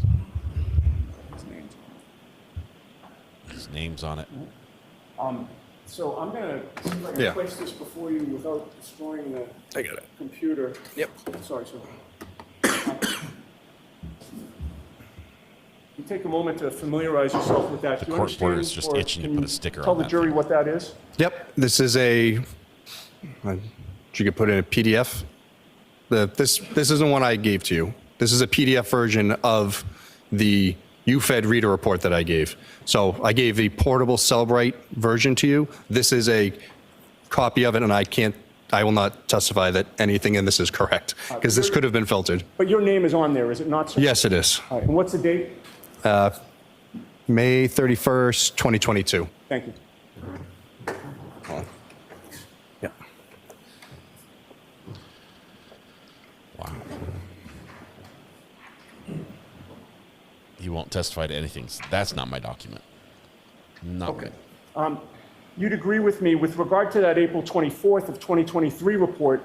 On page 2, you state, quote, in my initial Celebrate UFED reader report, and then you put version 7.53.0.29, that was created on May 4th of 2022, the search history for Jennifer McCabe's phone had 2 Google searches in Safari, correct? Yes. And you list out how long TI die in CIKD at 6:23:51 and Hoslong to die in cold at 6:24:37, correct? That is correct.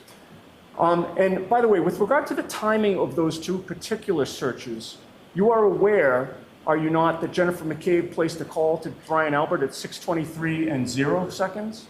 I don't have it in front of me. I don't.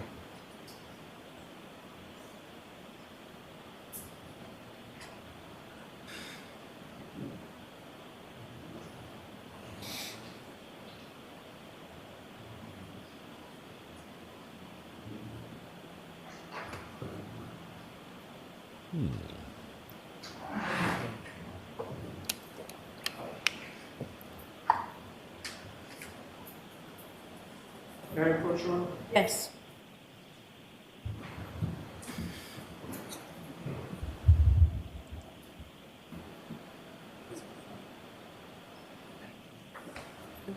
Thanks.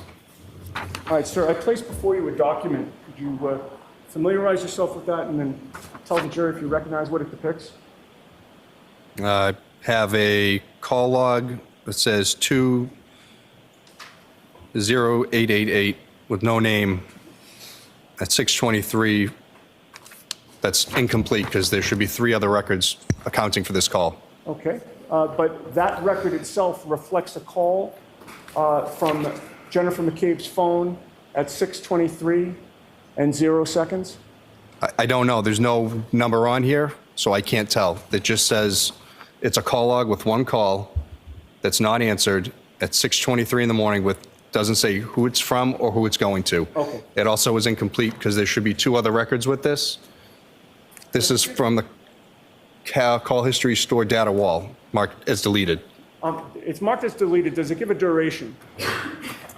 It just says duration 0 seconds. Okay, and does it reflect that it was unanswered? It does. Okay. May I have that mark for identification, please? Okay.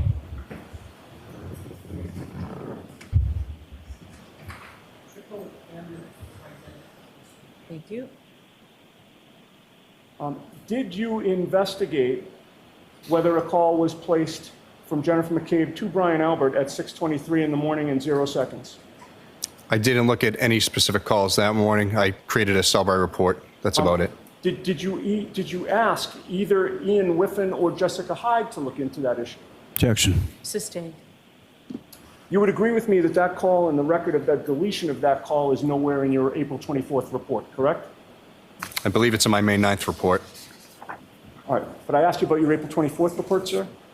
I didn't address anything regarding phone calls in my April 24th report. All right, now going back to when you began your examination around May 4th of 2022, you were looking for information on, did you look on Jennifer McCabe's phone back in May 4th of 2022? Did I physically open the phone or did it? Did you review the data at all? I'm confused, on the cell phone itself or from the report? Either way. No, her phone was returned to her and then we had the extraction. I did not utilize the extraction at all. You never included the two searches that we discussed, the, how long TI die in CIKD and how long to die in cold, in the full file system extraction that was turned over to the defense, did you? They were included. Well, page 6 of your April 24th, 2023 report goes on to state that when you switch to a new version of Celebrate, and this Sorry, one dropped out. Yeah, it was the phone call, the power log.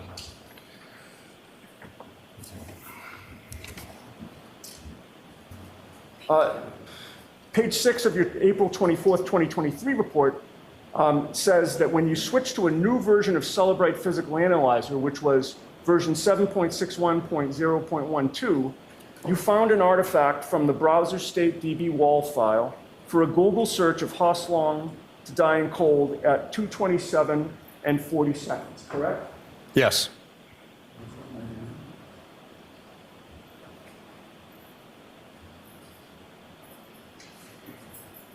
May I approach? Yes.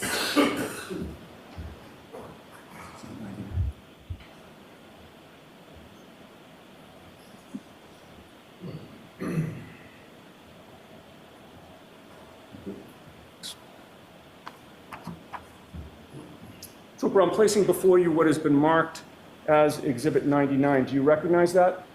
Yes. And what is that? It's the searches that were done at 6:23 regarding the misspelled how long to die in the cold. Okay, and it's actually Hoslong to die in cold, Yes. right? HOS? Yep, that was, And that was marked by Celebrate as deleted, was it not? yes. All right. And your April 24th, 2023 report goes on to mention 2 deleted calls to Jen McCabe's sister, Nicole, who was saved as Coco in her phone, correct? I'd have to see it, but I believe so. Okay. May I approach? Yes.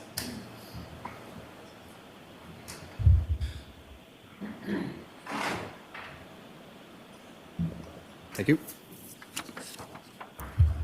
Showing you what's been marked Y for identification. If you'd familiarize yourself with that and look up at me when you're done. Okay. Does that show the 2 deleted calls to Jen McCabe's sister, Nicole, who was saved as Coco in her phone? I don't know who it's coming from, but it does say it's going to Coco, and then, again, coming from wall files, correct. All right. And your report doesn't mention it, but what was the duration of those 2 calls according to that log? On this sheet here, it says 9 seconds for the first one and then 7 seconds for the other. All right. And those calls, both of them, which actually had durations, were marked answered by Celebrate, correct? Yes. May I offer that, Your Honor? Do you need An both? objection? I believe it's already in, but I'm sorry? I believe it's already. Why for identification?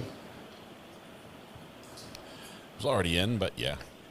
No, I understand. I believe Miss McCabe's phone calls and all of that is already marked as an exhibit months ago. But it was. Your Honor, I don't think there's any harm in marking this, and I want to display it. All right, I'll let you display it if it's already in evidence. I just don't want duplicates. I understand. So what I'll do is I'll let you display it, and then, Mr. Lally, at some point you find where this is, and we will mark this like A to whatever that makes a lot of whatever sense. the number is. Thank you. All right. Mr. Bates, if you could display what was marked Y for identification.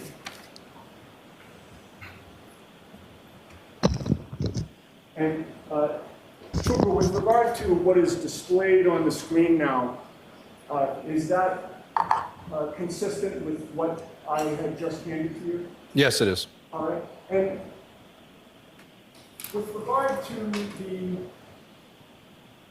first entry there, you had stated that it doesn't say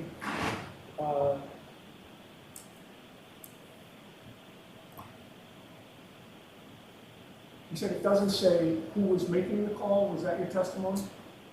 Yes, it just says right here. Yep. 2. I'm guessing that's the last 4 of the number, because the rest is blurred, and then, yeah, that's it. Okay. And you know that 0204 last four digits, that is to somebody who was listed as Coco in the phone, correct? I don't know any of these phone numbers or people. But you previously testified these two calls were to somebody who was named Coco in the phone. Oh, yeah, from the sheet you gave me that shows it. Okay. And the time of the first call was 6:07:42, is that right? That's correct. And you testified that that's the one that had the duration of 9 seconds? Yes. Listed as answered Correct. and deleted, correct? Yes and no, and I can explain if you'd like. It's listed as deleted, is it not? There's a reason why. Is it listed as deleted? It is, but there's a reason why. With regard to the second call, Valley has his work cut out for him on redirect. Last four digits? Yes. And in the sheet in front of you, that's also to Coco, correct? Yes, And that has a timestamp of 6:08 and 17 seconds, correct? that is correct. That also has a duration, and that's of 7 seconds? Yes. Also listed as answered? Yes. And also marked deleted, correct? Yes, and there's a reason. And are you aware that Ms. McCabe made other calls that morning which were in fact marked unanswered by Celebrate? Again, I'd have to see what you're referring to. So as you testified to here today, you have no memory as to whether or not she made a number of other calls that were marked deleted, sir? There are a number of calls that morning. I have not memorized all of them. And again, Your Honor, if I may approach to show something that's on a computer screen.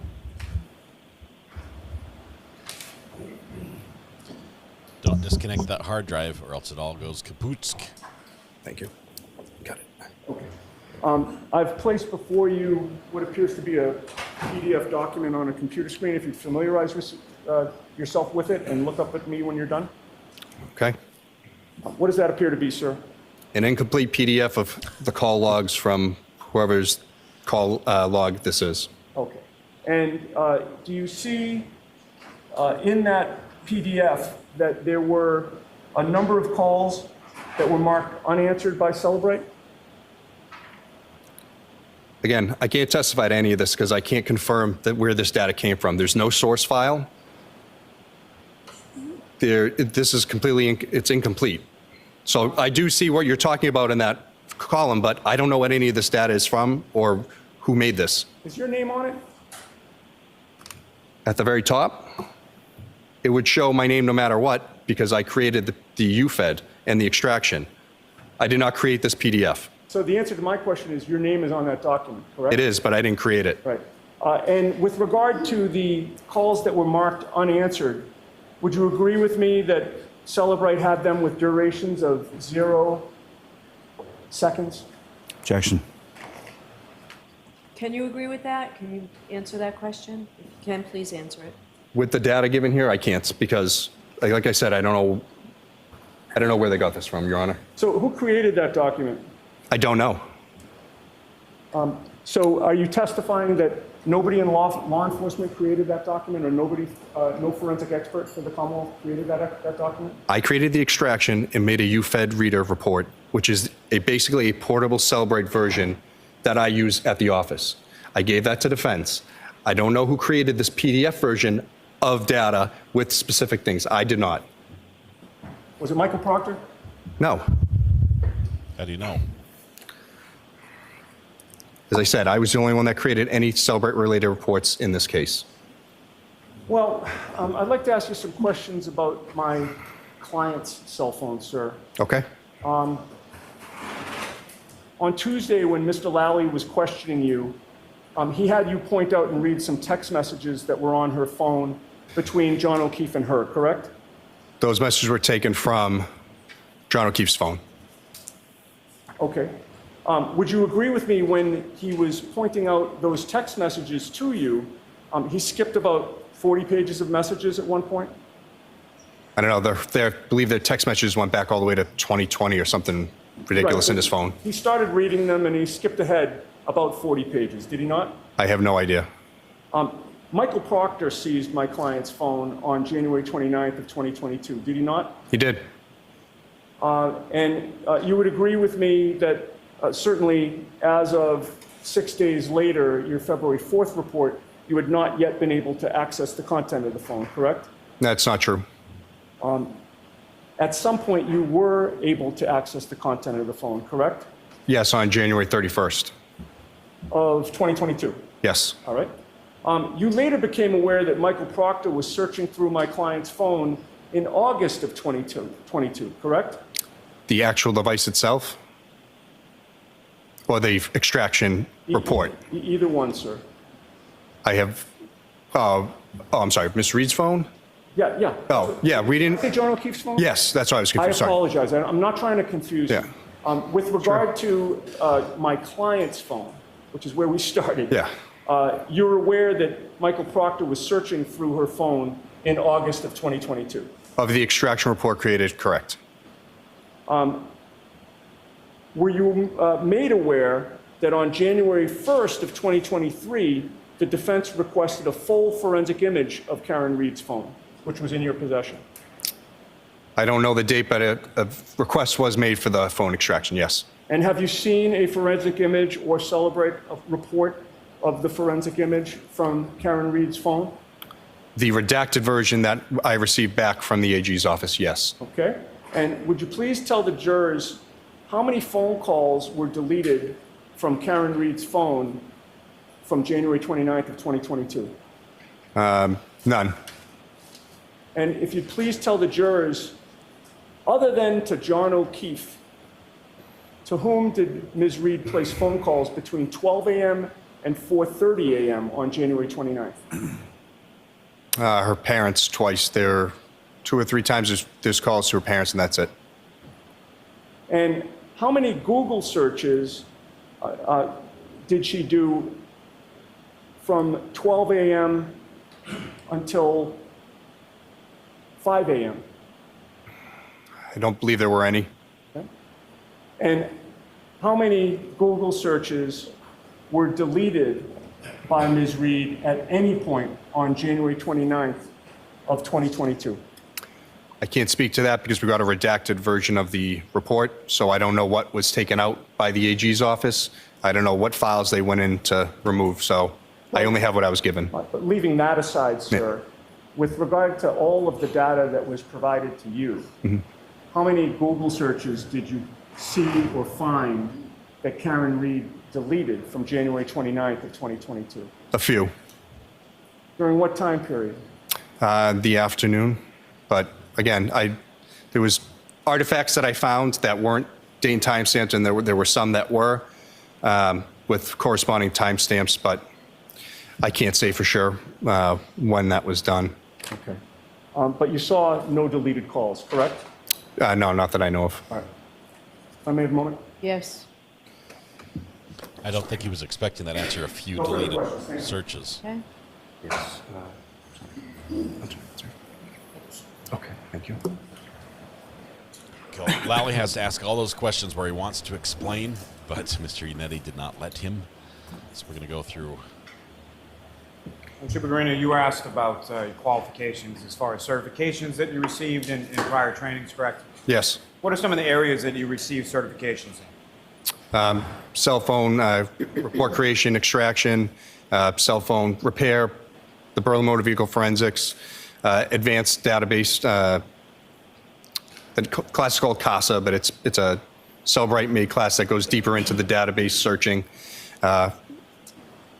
SQLite programming to write code to do your own searches. This is witness 65. Things of that nature.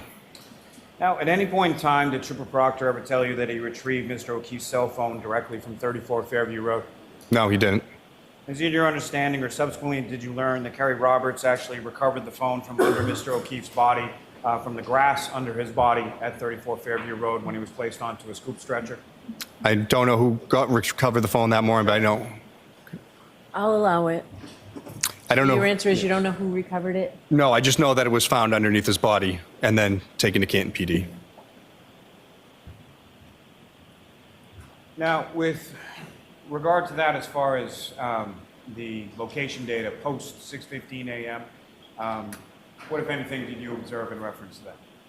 There was some intermittent native locations that showed at the Canton PD. It's there for a handful of different points, and then it shows it back at our office when I put it into the digital evidence lab, powered on to plug in.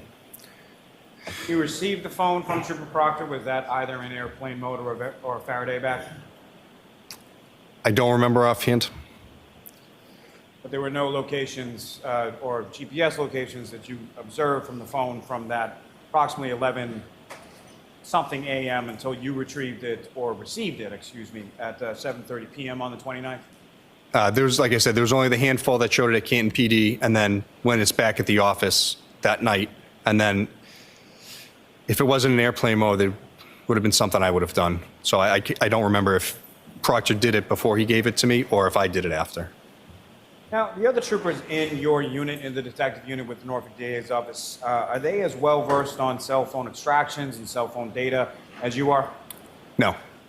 And so again, how many people within your specific unit actually perform data extractions or forensic analysis of cell phone?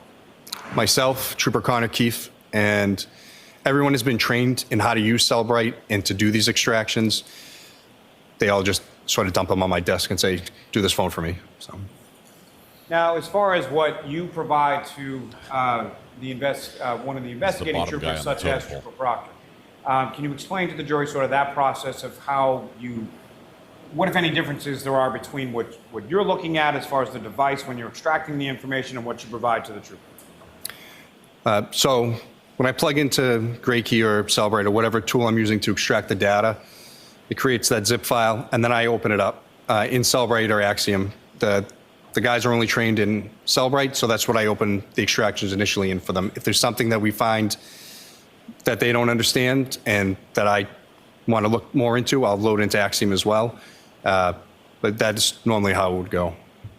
Now, is there any way from the version or the extraction that you provide to the trooper, is there any way for that or any trooper to change or manipulate that data from what is initially contained on the phone?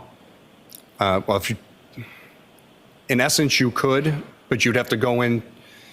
So once I create like that UFED reader, which is the portable case, you would have to go into the folders and then delete stuff, which would change the hash, all of the data. And then when I would load it up later, it probably wouldn't work right. But that's why we save the encrypted extraction onto the server. So if anything ever messes up, we can go back and reload it, and I can create whatever reports I need with it. And so from your review of the data in the phones in this case, what, if anything, did you observe in regard to any manipulation of data or deletion of data or removal of data from what you observed? From the encrypted files that we have, none. And then we didn't have passcodes for the phones for John O'Keefe's until the 31st, and then again for Miss Reed's until, like I said, August, once the program was able to open it. Now, you were asked some questions about Mr. Green's affidavit. Following your review of Mr. Green's affidavit, what, if any, steps did you take in relation to what was indicated in there? So as I said, I didn't really go through the phones much when we first got them. I don't know everything about the case as the investigators do, so I got his report and I went through it and basically just went step by step. So he says, this happened, I went to confirm it. If it didn't, then I need to find out why he was either incorrect or slightly off and either just completely wrong or just misinterpreted the data, and that was it. And in addition to yourself going through some of the data, who, if anyone, did you contact to assist or to also, in addition, go through the data specifically as it related to the searches for Mr. Case? So initially, when I first found it, I spoke with Chris Vance of Magnet Forensics. He's their head technical guy for Axiom. He's like their forensic specialist. So he was at the cybercrime conference. I brought him. I'm going to allow this. I brought the extraction there, and I said, hey, this is what I'm seeing. This is what it parsed out. Why are we seeing it marked this way? And he goes, well, first off, you have to look exactly where it's coming from. The browser state. So I'll strike that last part, what he told you. Okay. Just reviewing the data, we saw that it came from the browser state DB file and .wall file, I should say, at the end. So it set off a lot of red flags. And then from there, we contacted Cellbrite and ultimately Jessica Hyde. And ultimately, Mr. Whiffen as well, is that correct? Yes, he came in after Celebrate. I had reached out to them and they escalated it up, and he reached out to us to help us. Now, with respect to the health data that you were asked about, again, if you could explain to the jury when something in there in the health data says steps, what exactly does steps mean? As I said before, the phone is seeing movement. It doesn't necessarily mean you're taking steps. If you have the iWatch paired to it, you're going to get a greater level of accuracy, and I would be more apt to believe that steps are being taken because it's going to also bring your heart rate. So if you're taking a large amount of steps, it's going to correspond.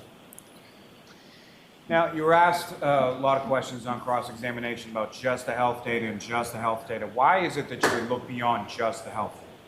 Well, you have the GPS points as well as the health data. We're trying to look at everything together as a whole. You take one artifact and say, well, this means this, but you could have 5 others that disclaim it. So that's why we look at all of this stuff. Now, from that same information as far as the GPS data, that indicated that Mr. O'Keefe's phone arrived at 34 Fairview Road at 12:25 a.m., correct? Yes. Now, as far as the clocks, or the 3 different clocks that was presented to you that's now been marked for identification, you indicated that those were not accurate, is that correct? Well, the file that it's coming from is not accurate. So it came from a power log file. That's the database it pulled from. So that it's telling you the power of the phone. So when I looked at that, that also shows the battery level. And that's how I was able to show that, or see, I should say, that John O'Keefe's phone never turned off. It dropped down to about 17% battery level. From being under his body, it was actually saved it from dying overnight. Then it also shows the timestamps of when it gets plugged in and as it goes up. That has 3 different timestamps. That's what that is from. That is not when Waze has started. That is not when the address is put in. That is strictly for the power log. There's nothing to do with anything else. And so, again, just sort of to that point, what, if any, connection to those timestamps in the the document marked for identification Mr. Unetti showed you, what, if any, relationship does that have to the timestamps contained within either the Waze or the GPS native locations or anything else that you were testifying about before? It's literally showing that Waze has been opened and that it's pulling power from the phone, and that is it. That is nothing else. Now, with regard to, you were asked some questions about Ms. McCabe signing a consent for extraction on February 2nd, 2022, correct? Yes. And Ms. Kerry Roberts, she did the same on the same date. Is that also correct? Yes, I believe so. Now, the entirety of those extractions from both Ms. McCabe's phone and Ms. Roberts' phones, those were both provided well in advance of the dates that counsel was indicating, correct? That is correct.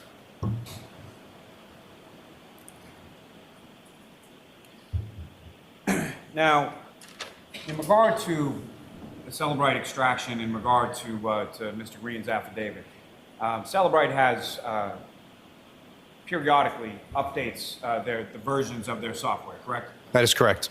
And if you could you speak a bit about sort of the update in those versions and how that pertains to this case and specifically Ms. McCabe's searches?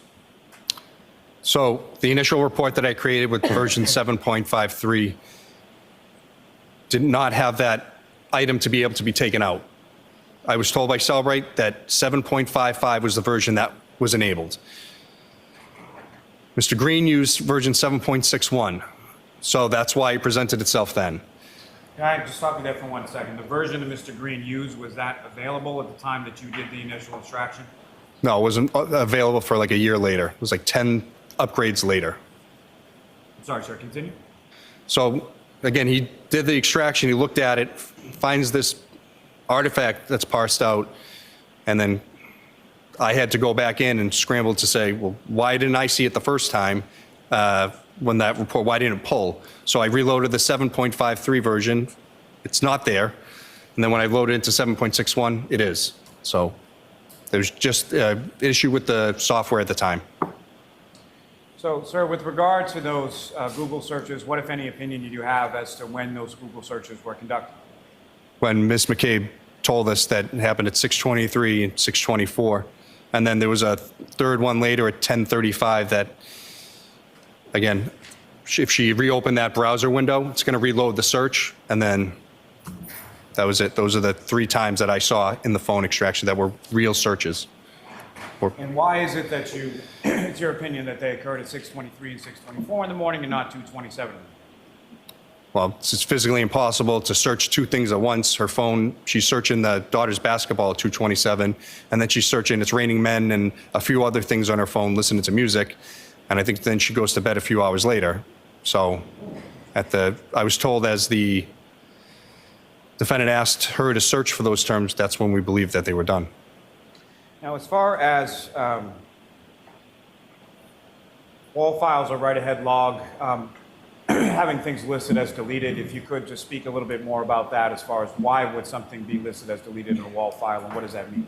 Again, the user has no input on how a wall file is deleted. It's an automated thing that the database does to clean up. It auto deletes after either programs are closed, it reaches a max data allotment for that page. That is it.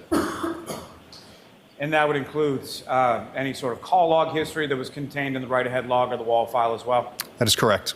And so what, if any, opinion do you have as to those phone calls that you were showing in relation to the contact listed in Ms. McCabe's phone as Coco, as far as whether or not they were user deleted?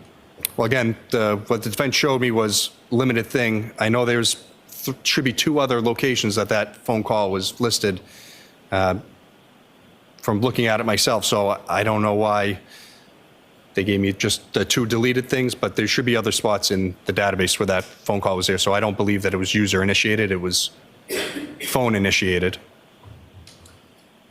And that's in reference to the write-ahead log, sort of first in, first out as far as data that comes in. Is that correct? That's correct.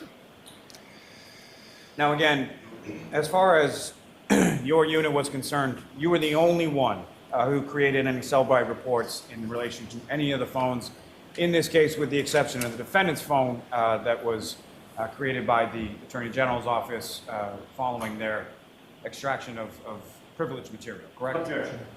So objection is sustained as to the form. This seems a good place to stop. So jurors, we'll take the luncheon break. There is a chance that we may be able to go a full day tomorrow.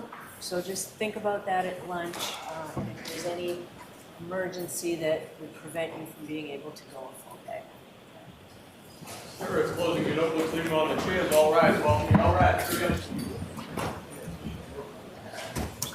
Jury out. We're going to take a lunch too because I have to make my own salad today. Got a couple heads of iceberg lettuce chilling in the fridge. I think I'm going to do the last of the bacon bits, the last of the croutons, possibly some mozzarella cheese squares, maybe some dried cranberries and walnuts. You are muted. I'm muted now. Thank you. You guys say no to the lunch? Well, while lunch is going on, let's pop in really quickly and see what's up with the Alec Baldwin hearing. We already saw Mr. Bowles. Resulted in, the same position we would have been in without the grant of use immunity. But the state was aware of this. They were aware of this 50 witnesses ago. They were aware of this 3 years ago. And they had her listed. Ago. So at this point, the state now, as they're making all of these numerous disclosures, they disclose us all of these, phone calls from Ms. Gutierrez-Reed, again, that we cannot possibly have the time to go through in advance of a pretrial interview of her, because what the state is indicating is they think she has much more information than the statements that have already been provided. But we don't have access to those statements. We would need to interview her. So she's effectively becoming a new witness that now we would have to interview and prepare for her at trial. And so the state had every ability to do this sooner. And we would ask that the court consider some of the items that were also in the gist of what I saw. Mr. Bowles says that if she's asked about certain things, because she has the right to defend herself following an appeal, that he used the word invoke, meaning plead the fifth, refuse to testify about certain things. So that's interesting. We'll see where that goes. I'm going to I have heads in the fridge. That's what I said. Heads of lettuce. Heads of lettuce. I think it's important that I spell that out for you, John, before you post that on Facebook. Let's see. We're going to go to lunch. We're going to take a quick lunch break, and then we're going to skip the rest of this and come back and continue the rest of the day with the Karen Reed trial. Day 28, Part 2 is coming up. And also, we're keeping an ear to the ground to see if anything comes up out of Utah on the Corey Richens hearing specifically. I want to know if we're making progress, if we're getting closer towards a court date, and where we stand there. So that's one other thing. I'm checking right now on Sarah Boone to see if we get a Friday Fun Day posting for an email or a letter, and it's not there yet. Man. Still no dates. The judge has not even responded to the motion to withdraw, which was now 10 days old. Motion to withdraw. So, not sure where we are on that one. We're rapidly approaching something. A decision has to be made. So, meats in the salad. Bacon. We're going to do bacon bits. That's a meat. Bacon is a good meat. Is that it? Is that everything? I think I covered it all.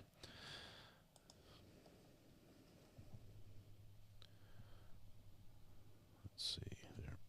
There we go. All right. I did miss getting to say goodbye to Mathis, who was going to watch a spider horror movie with friends. I'm guessing Arachnophobia. I watched that with friends as well, and I can't watch it again. All right, Ellie Beldman, thanks for gifting 5 memberships today. Thunderclap, welcome to the gallery. Brybear, thanks for kicking things off, gifting a membership, and with Super Chat. Ivan Victor came in the house as well, just to insult me on my 3-hour lawnmower repair. Yes, of course it's working, Ivan. I fixed it. But at the same time, it's still broken. The Girl with the Animals, member for 7 months. Thank you very much. Appreciate all of you guys. We're going to come back after lunch and continue this examination. Hopefully get to some new witnesses. This one's a little bit dry. But we're going to have a bit more. So enjoy your lunch. Street tacos for Weather Watch. Yum. That sounds delicious. Now I'm rethinking my salad choices. So, Grainers gifted 5 memberships just as a parting gift. Thank you, Grainers. Those went to Emily, Lindsay, Mrs. Williams, Scent Bunny, and Caroline G. Nachos at Kim R's house if you're interested in that. Also got some barbecue. Ivan, what are you doing for lunch? Are you going to chime in? I don't know. It's going to be good. We're going to be back here in a little bit. Hopefully you have a good lunch. I'll make the thumbnail. If you want to win, you too can be like just a girl baking and win the internet. So just be the first person in chat and we'll celebrate that. Tonight when you go home, please hug the people you love. Smile at someone, make their day just a little bit better, and please stay safe till we go live again just after lunch in less than an hour or so. You guys be good to each other. We'll see ya. Bye-bye.